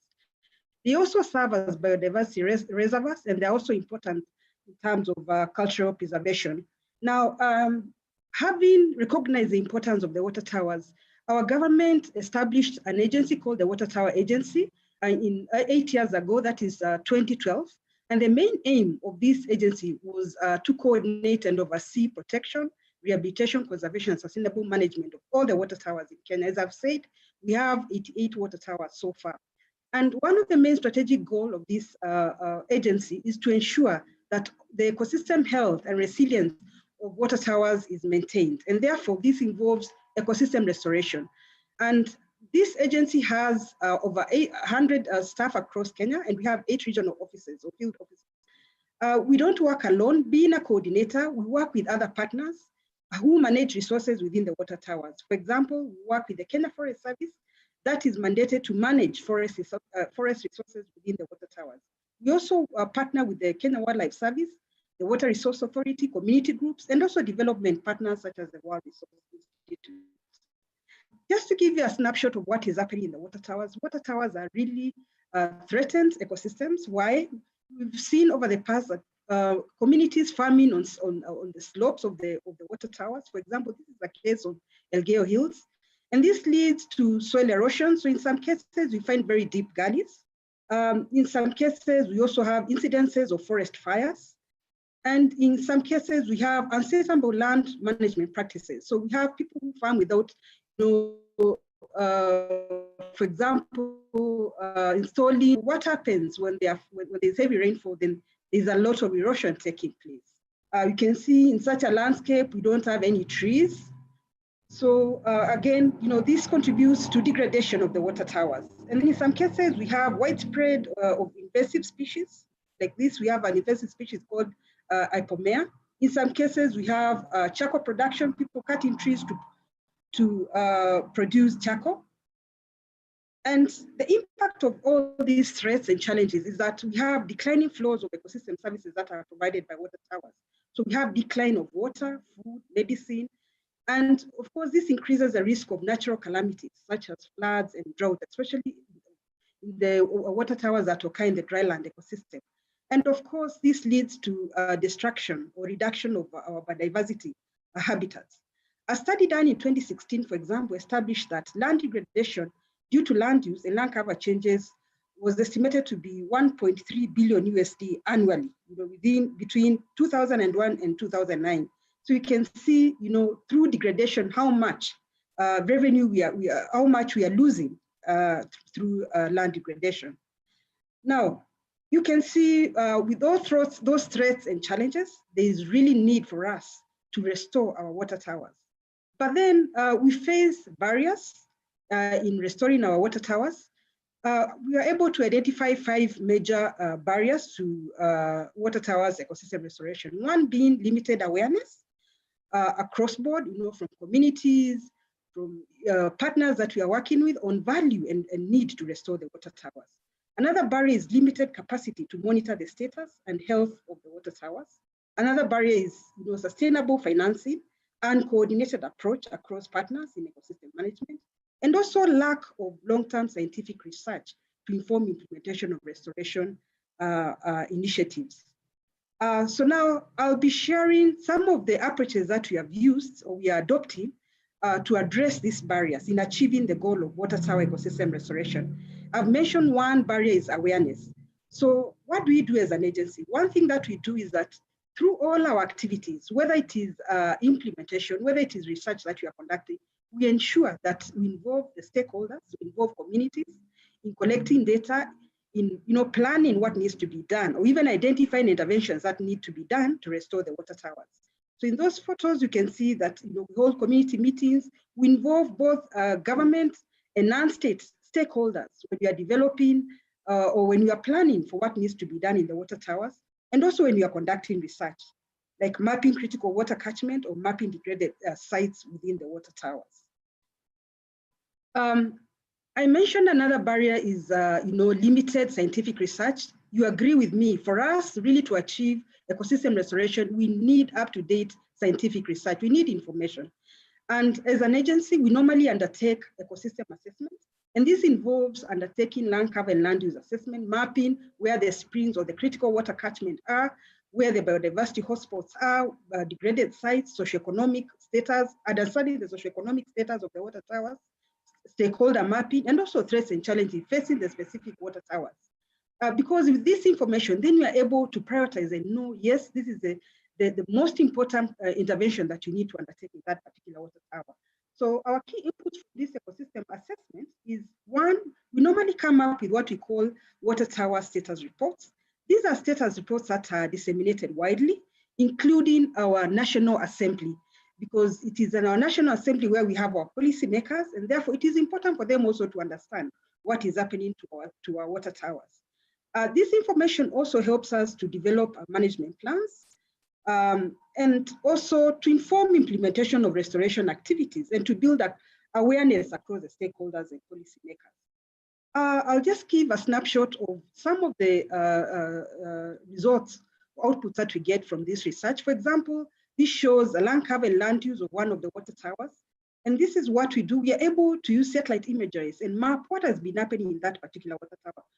For example, you can see in this case, we can see, if you look at the map on the graph on the right, you can see the green is the forest. We have seen a decrease in the forest cover, but an increase in cropland. So what does this mean? That our forests or our vegetation is being reduced, and it's being encroached by croplands. So agricultural land use is increasing into our cropland. So of course that has an impact on the water that we get from this water tower. We also map degraded levels in the water tower. The brown here means areas that are highly degraded, and the green is low degradation. And from this, you can see most of the water towers are highly degraded, and therefore there's need really to restore them.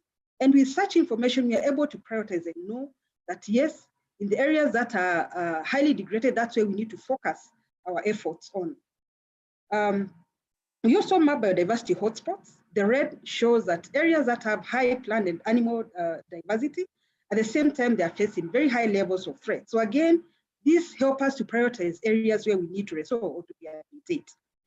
I mentioned another barrier being limited technical capacity to implement and monitor water towers. As I mentioned, we do our activities, by partnering with other stakeholders and community. And therefore, implementation is normally driven by scientific data and also local knowledge. And the agency has been working with several stakeholders to coordinate and mobilize technical capacity to develop what we call the ecosystem conservation plans and also integrated water tower monitoring framework and system.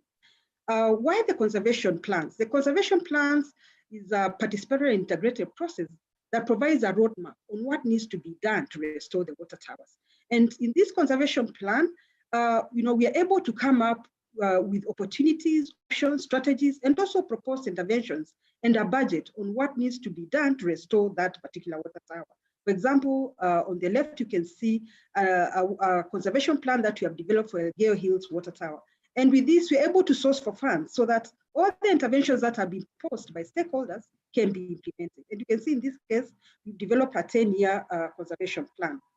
And by involving stakeholders and community in developing the conservation plan, then when we go into implementation, it becomes easy because they understand why we need to rehabilitate. For example, in this case, you can see that we have engaged communities in rehabilitation, in tree planting, and also school children around the water towers. They're able to understand why we need to restore the water tower. The lower photos show an area which had a very deep gully. And after 2 years, we're able to rehabilitate using vetiver, and you can see the gully has rehabilitated. So these are some of the interventions that we have been undertaking in some of the water towers. We've also built capacity with stakeholders to develop what we are calling an integrated water tower monitoring system. And the purpose of this monitoring system is to collect and integrate data from various stakeholders so that it can inform implementation and also track progress towards restoration of water towers. And this process was driven by a technical team that came from 17 agencies. And we got technical support from our Resource Institute. And some of our key outputs from this process was coming up with a monitoring framework which stipulated what indicators can be monitored in the water towers. And also we've been able to come up with a system, we've been able to come up with data sharing protocols because we are getting data from various agencies. And in the process, we have built capacity of technical staff from the 17 agencies on what needs to be monitored in the water towers. So on the left, you can see the monitoring framework. And in this monitoring framework, it's a guide on what indicators can be monitored.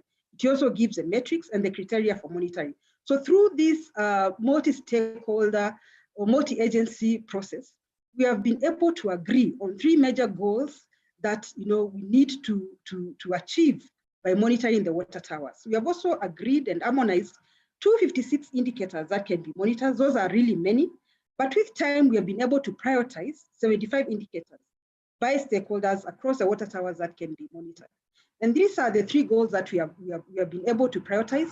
We have agreed that the overall goal of monitoring the water towers is to sustainably manage water towers and the ecosystem. And with this, we need to improve productivity, we need to improve conservation of the water towers, and also create an enabling and institutional environment.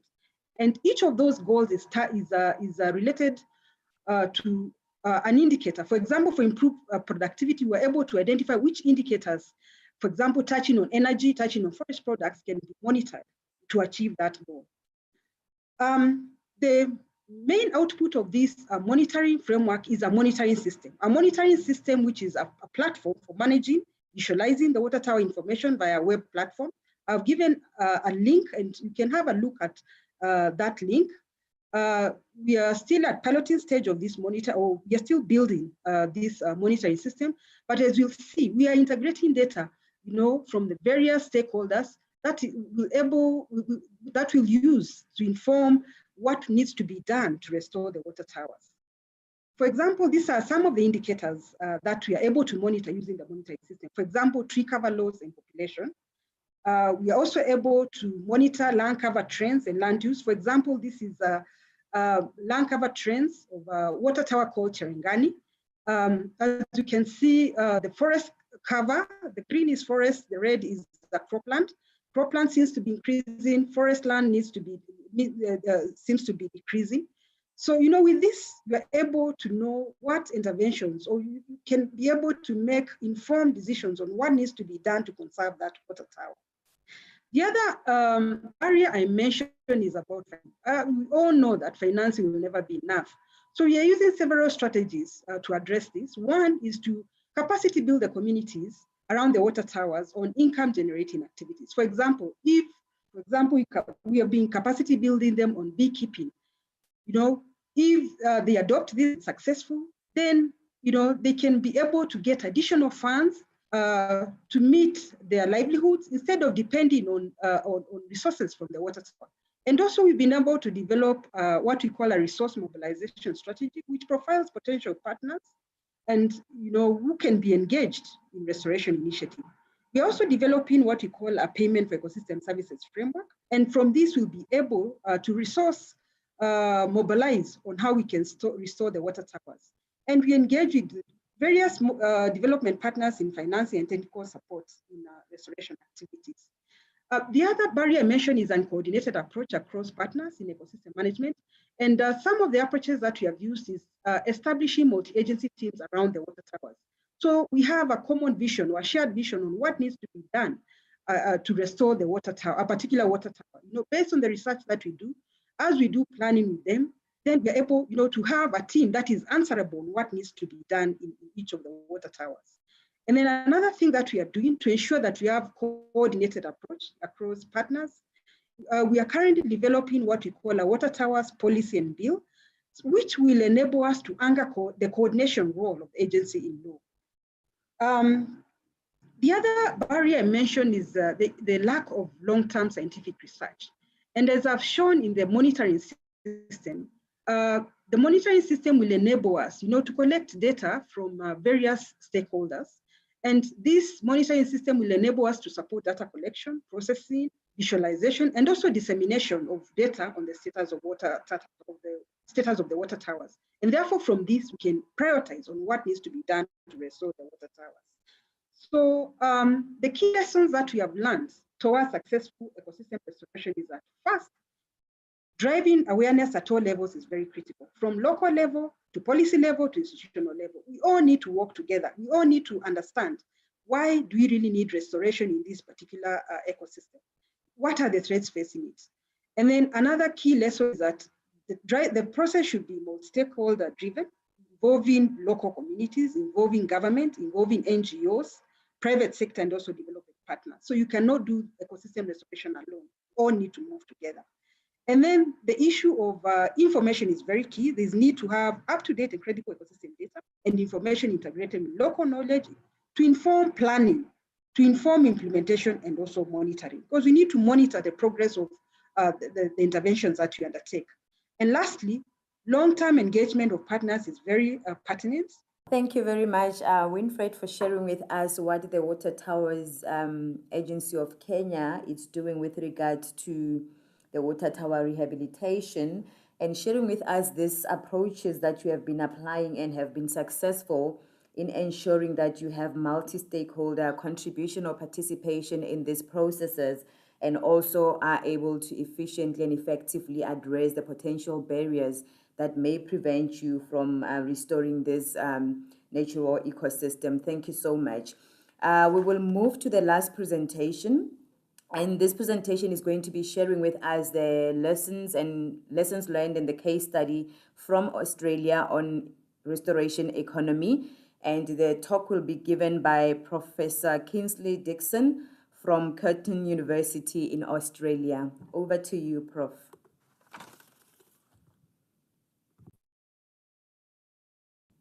I can see the presentation, but cannot hear you. Maybe you are muted.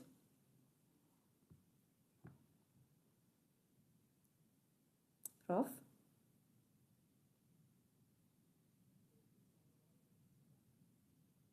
Still can't hear you.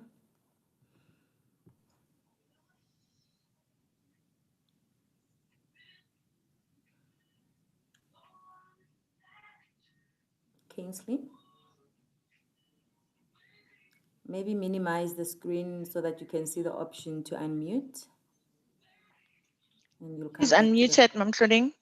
He's unmuted. Yeah, you just need to start talking. Over to you, Prof.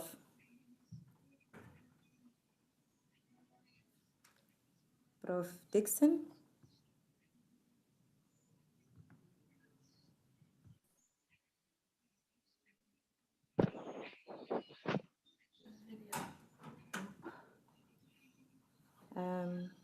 Apologies, colleagues. It seems like we're having a little bit of a sound challenge from Prof's side. We're trying to resolve it. Maybe stop sharing the screen, Prof, and see. Try to speak and see if it can come through.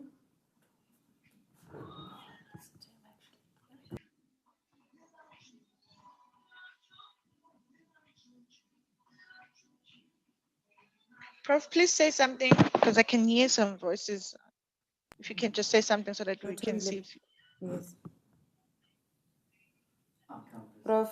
Dixon, you'll come. Okay. Prof, can you try to say something, please? And I see, of course, as we're waiting for Prof to sort out the audio, that all the questions have been answered. Thank you very much to my panelists. But please keep them coming. Still post question in the Q&A box, and continue with this vibrant conversation that is happening in the normal chat box. And as I go back to check again on Prof. Hello, can you hear me now? Yes, we can hear you, Prof. Yeah, I restarted Zoom. It's one of the problems. You. Yeah, All right. yeah. Okay. There we go. If you can just share your screen, please. Thank you. Lovely. Over to you. Thank you, and thank you for that forbearance. It's really great to be here. Fantastic presentations. But I am reminded that last year, of course, which now seems another century and world away, we were all in this fabulous place called Cape Town on one of our most memorable of all time Society for Ecological Restoration conferences. So many great and fine permanent friends are listening today. So thank you all, Stanley and Bonani and so on. I've titled this Leaping into the Decade of Restoration. It's a little bit of a journey about how we've been guiding and thinking about restoration in Australia. And a very famous, infamous person, Germaine Greer, who has become a latter-day restoration ecologist, reminded us recently that biodiversity is the resilience that you find in the mosaic, that we can put back systems, but it's biodiversity that's the significant part. And that's been really the driver for us.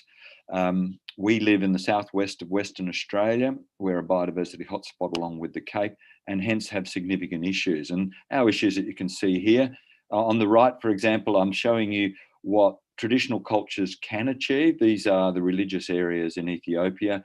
On the right, showing the sacred areas with preserved forest around them. But on the left, you can see how what we have done to the landscapes in the biodiversity hotspot. And through this, we have now the largest mammal extinctions per capita on the planet. We have 11 mammals that we've put into extinction as a result of this activity, the introduction of feral animals, foxes and cats.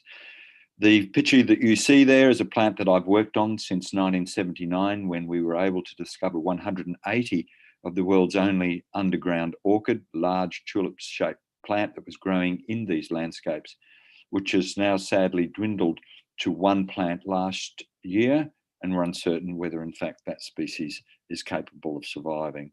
So we've mismanaged our landscapes particularly badly.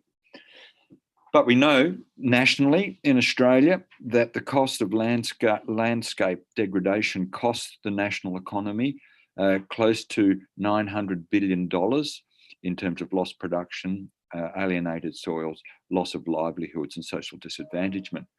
Globally though, we know that the value of ecosystem services, and it matters to many people who are on this call this morning, is a colossal 145 trillion. And I guess the new world that we face, and Desigan's words on the COVID pause, giving us glimpses of possibilities, I think are very sage words indeed, because we're now seeing that we may be able to revisit and rebuild some of the global fabric, ecosystem fabric that we've so wantonly destroyed.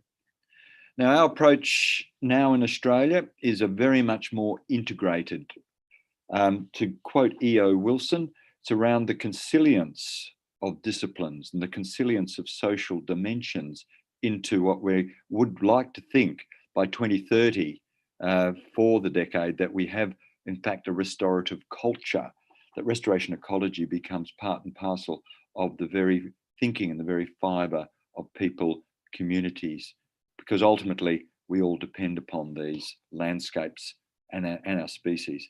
And as you can see, public health and clinical medicine also sit in that space that you see over here, as well as the way that we manage and develop our urban landscapes.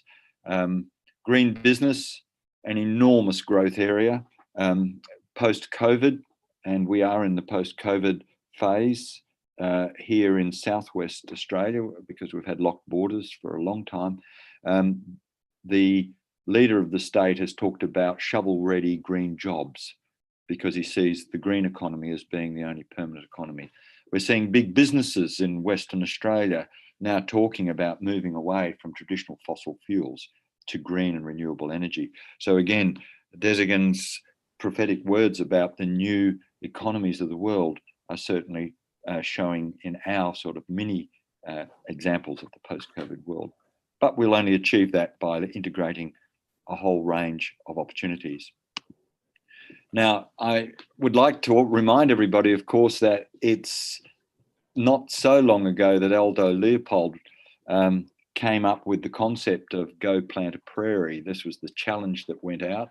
He went out there, and the man in the middle is Aldo Leopold. This is them experimenting with the first use of ecological fire to restore the prairie systems. And from that, they managed to develop the system that we understood today to be the first of the ecological restoration programs.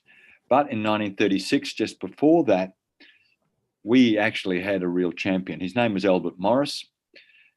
He lived out in an area which was where Broken Hill was in operation, a major mine. BHP, the world's biggest mine, is Broken Hill Proprietary Limited, which was born from this landscape. But through overgrazing and through mining developments, you can see those images of what was happening to those landscapes. They in fact became landscapes that people could no longer live with. The town was choked with toxic dust, the landscapes were migrating, and they had developed landscapes that were fully desertified.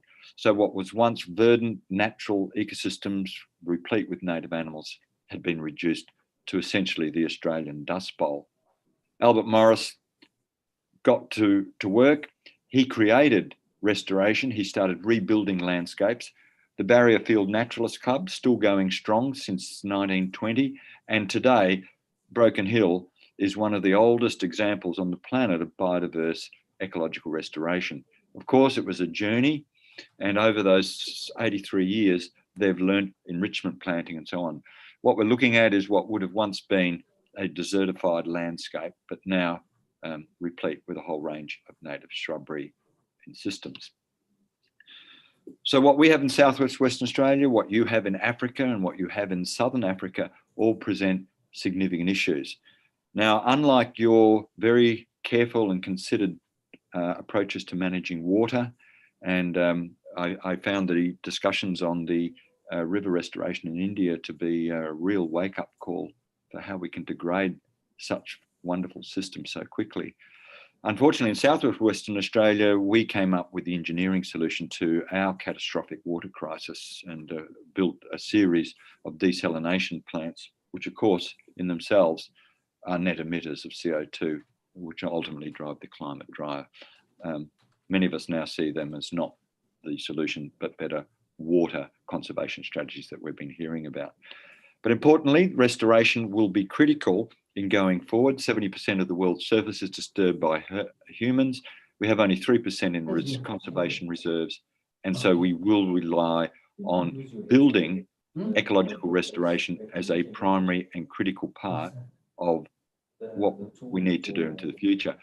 Now, we are driven in Australia by the first ecological restoration standards. I encourage you in your journey forward to also look at those, adapt them, and develop them for your own particular use. The new international standards, which is the template that I encourage everybody to adhere to, was launched, of course, in Cape Town, talks about the 8 key principles, which at your leisure, you can certainly go through and have a look at those, but it certainly puts the social dimension very central into the global new vision for ecological restoration.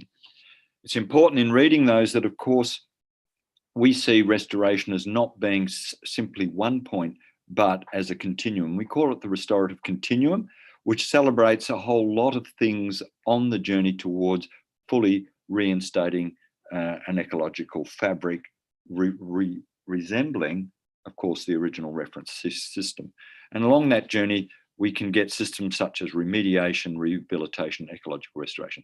This diagram has been extraordinarily useful in describing all activities as worthy as we aspire towards ultimately recovering native ecosystems. Now, one of the fundamental tenets that we've now adopted in Australia, and it's now playing out particularly with the mining industry and the urban development industry, is the use of the native reference ecosystem. These images that you see here represent 4 reference ecosystem types. There are metrics and approaches for how you establish a reference ecosystem, and I can share those with listeners later. But certainly the restored ecosystem, if you're particularly in a mine site situation, you may have such radically altered situations. And we heard that with the Indian River story, that the river is so altered in some systems that putting back a river ecosystem may in fact be a hybrid system or a modified system to cope with what those radical alterations have dealt to that environment.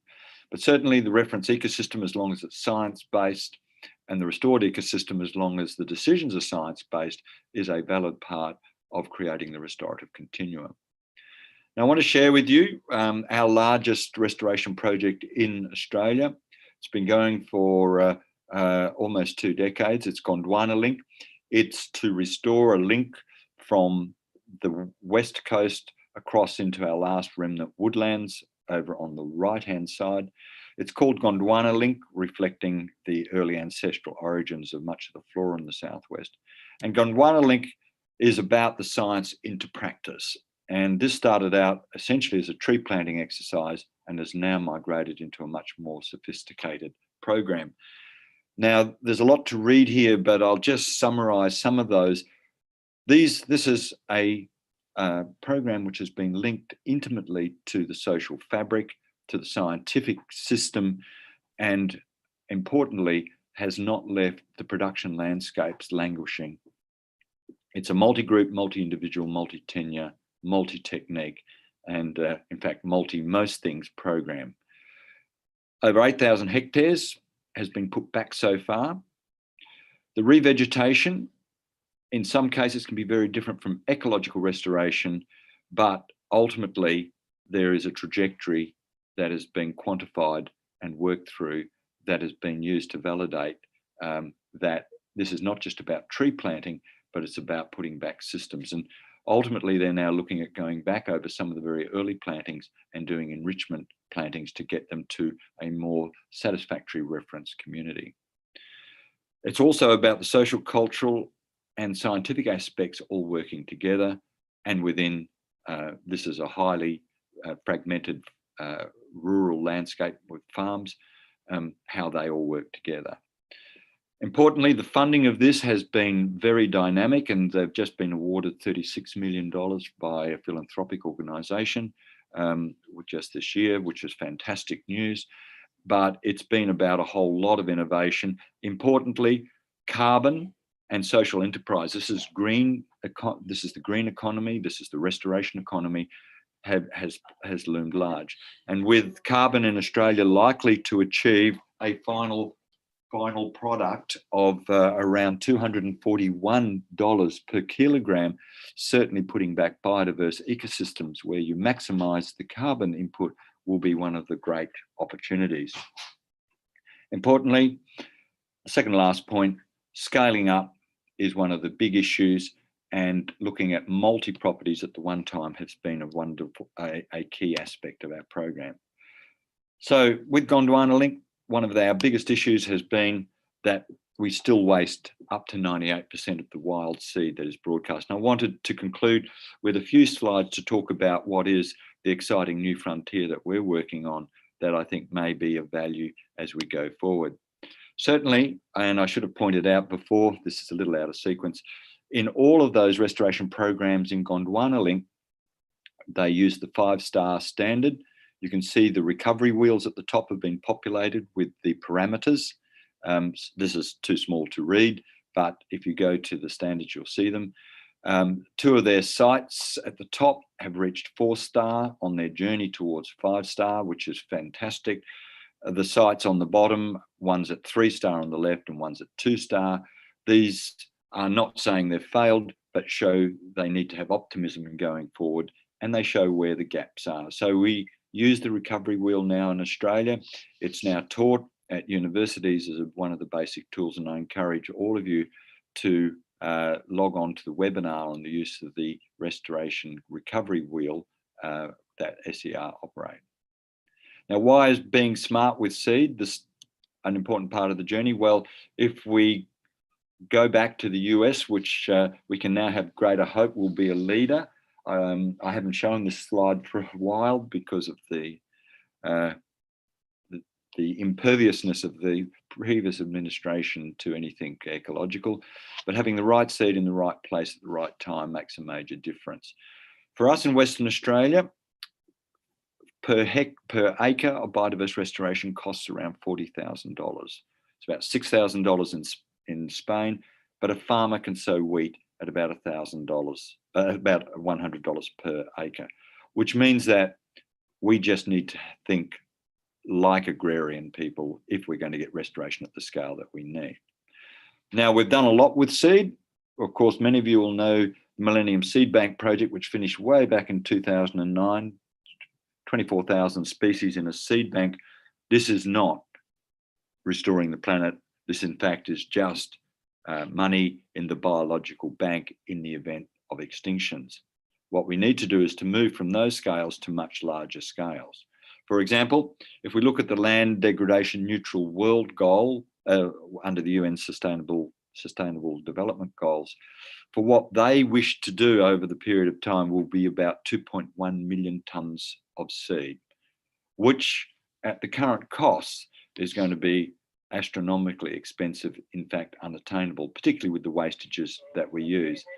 And here are examples, though, of where people are succeeding in new and different ways. This is one of the major restoration seed farms for prairie restoration in the US. This is probably about 1/10 of the area. They have rapid growing perennials, grassy species and so on, and produce many tons of seed from these sorts of areas for prairie restoration. Equally, Kuwait, where we've been working with them on repatriating lands, particularly after the Iraq invasion and as a result of overgrazing, are now running major seed farms, and that's one of their major seed banks that has just been completed to store that seed under appropriate conditions.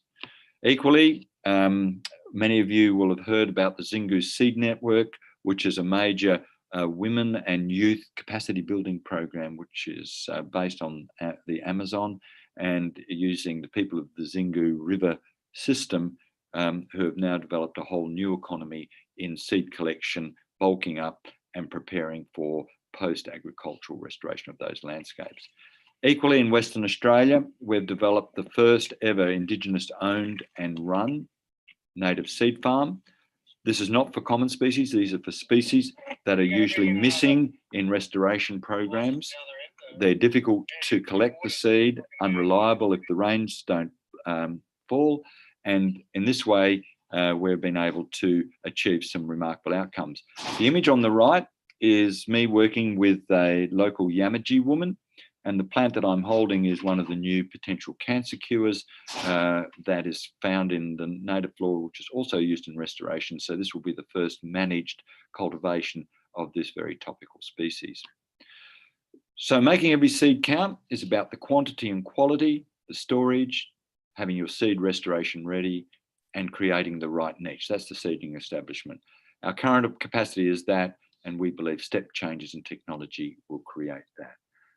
Of course, for many of us in restoration, one of the key bottlenecks, and many people don't appreciate this when you're using seed, is the failure point, which is between the germination and emergence phase. Now, we've been working on that progressively.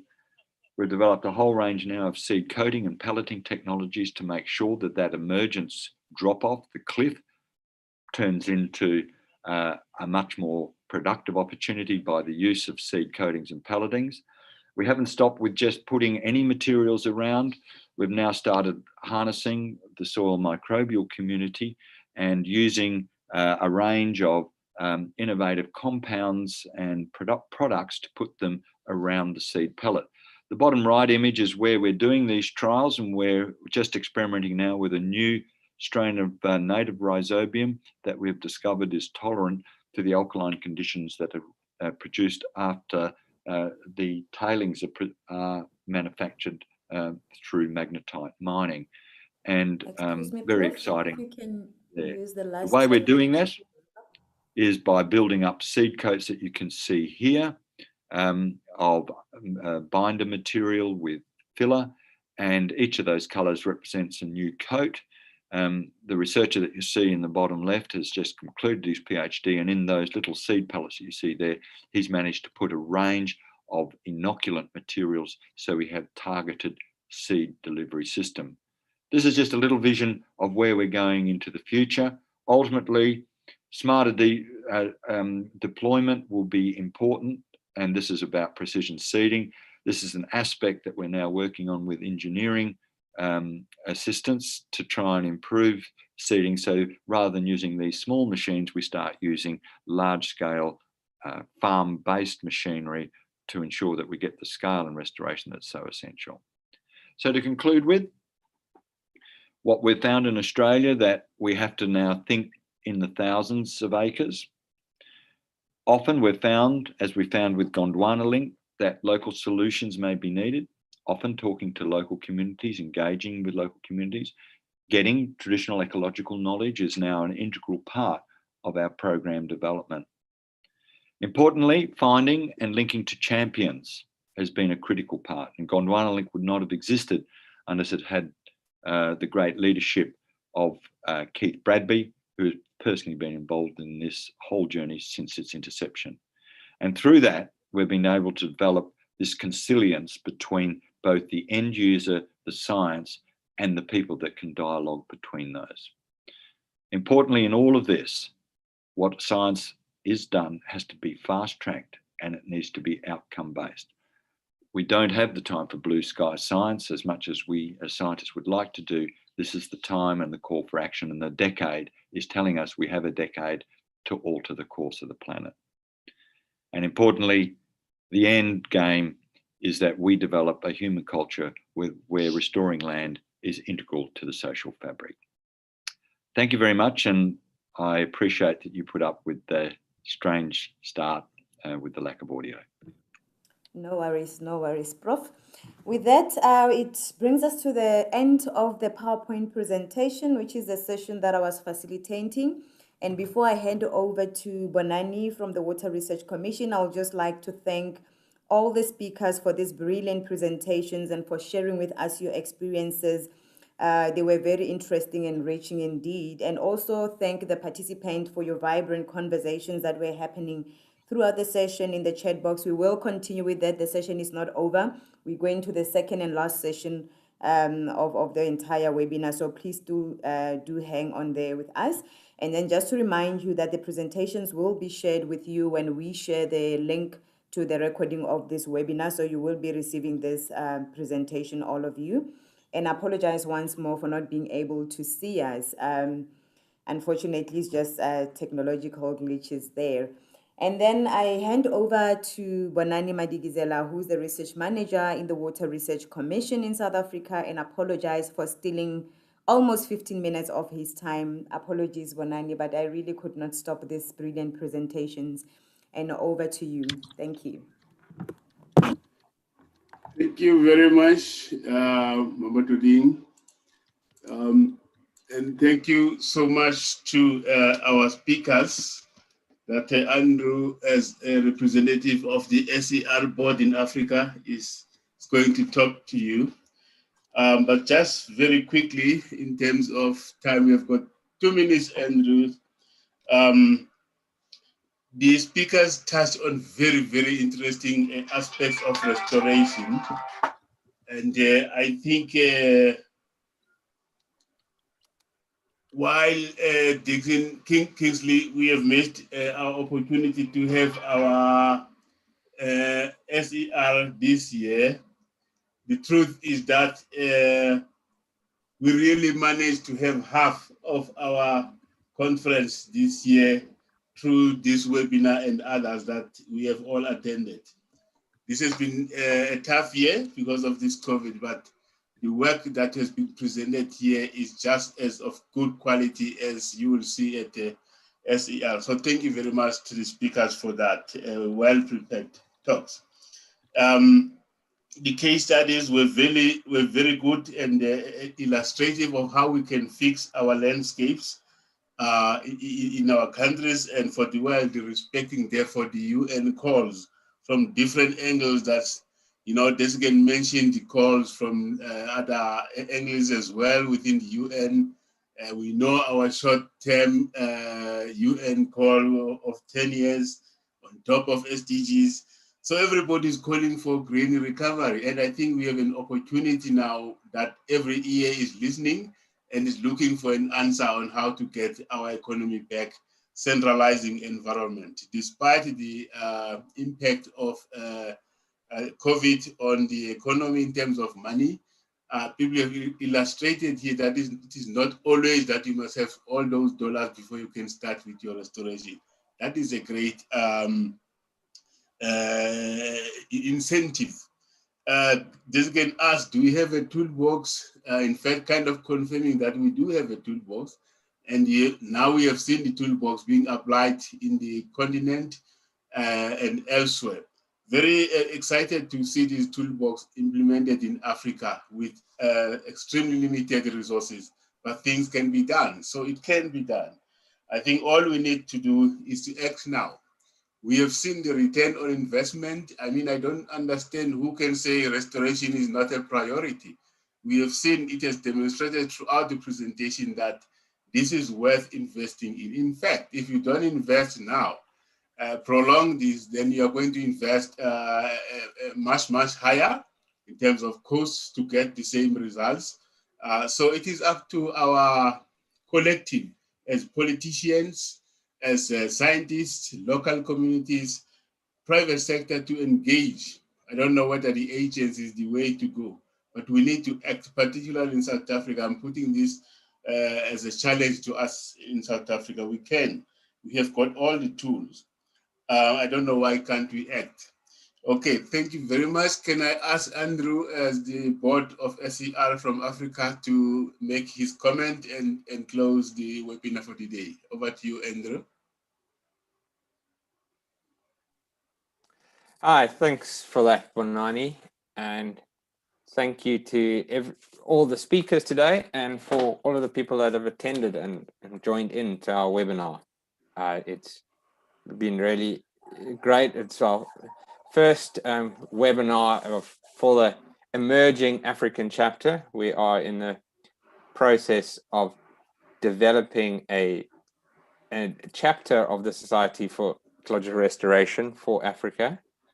And it's unfortunately has been a little bit of a challenging process, this with 2020 being a very interesting year.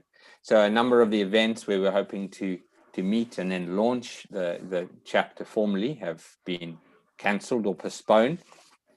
But it's really great to see a range of presentations today from showing the real landscape and catchment level restoration initiatives being done across a number of developing countries with limited resources, but then also the demonstration of what can and what has been achieved in countries like Australia, showing that the importance of restoration as we go into into the decade of not only being underpinning our natural resources, and especially the examples of water and what can be achieved in securing our natural resources, but also how the restoration economy creates opportunities, huge opportunities for economic development and opportunities that we really need to take advantage of.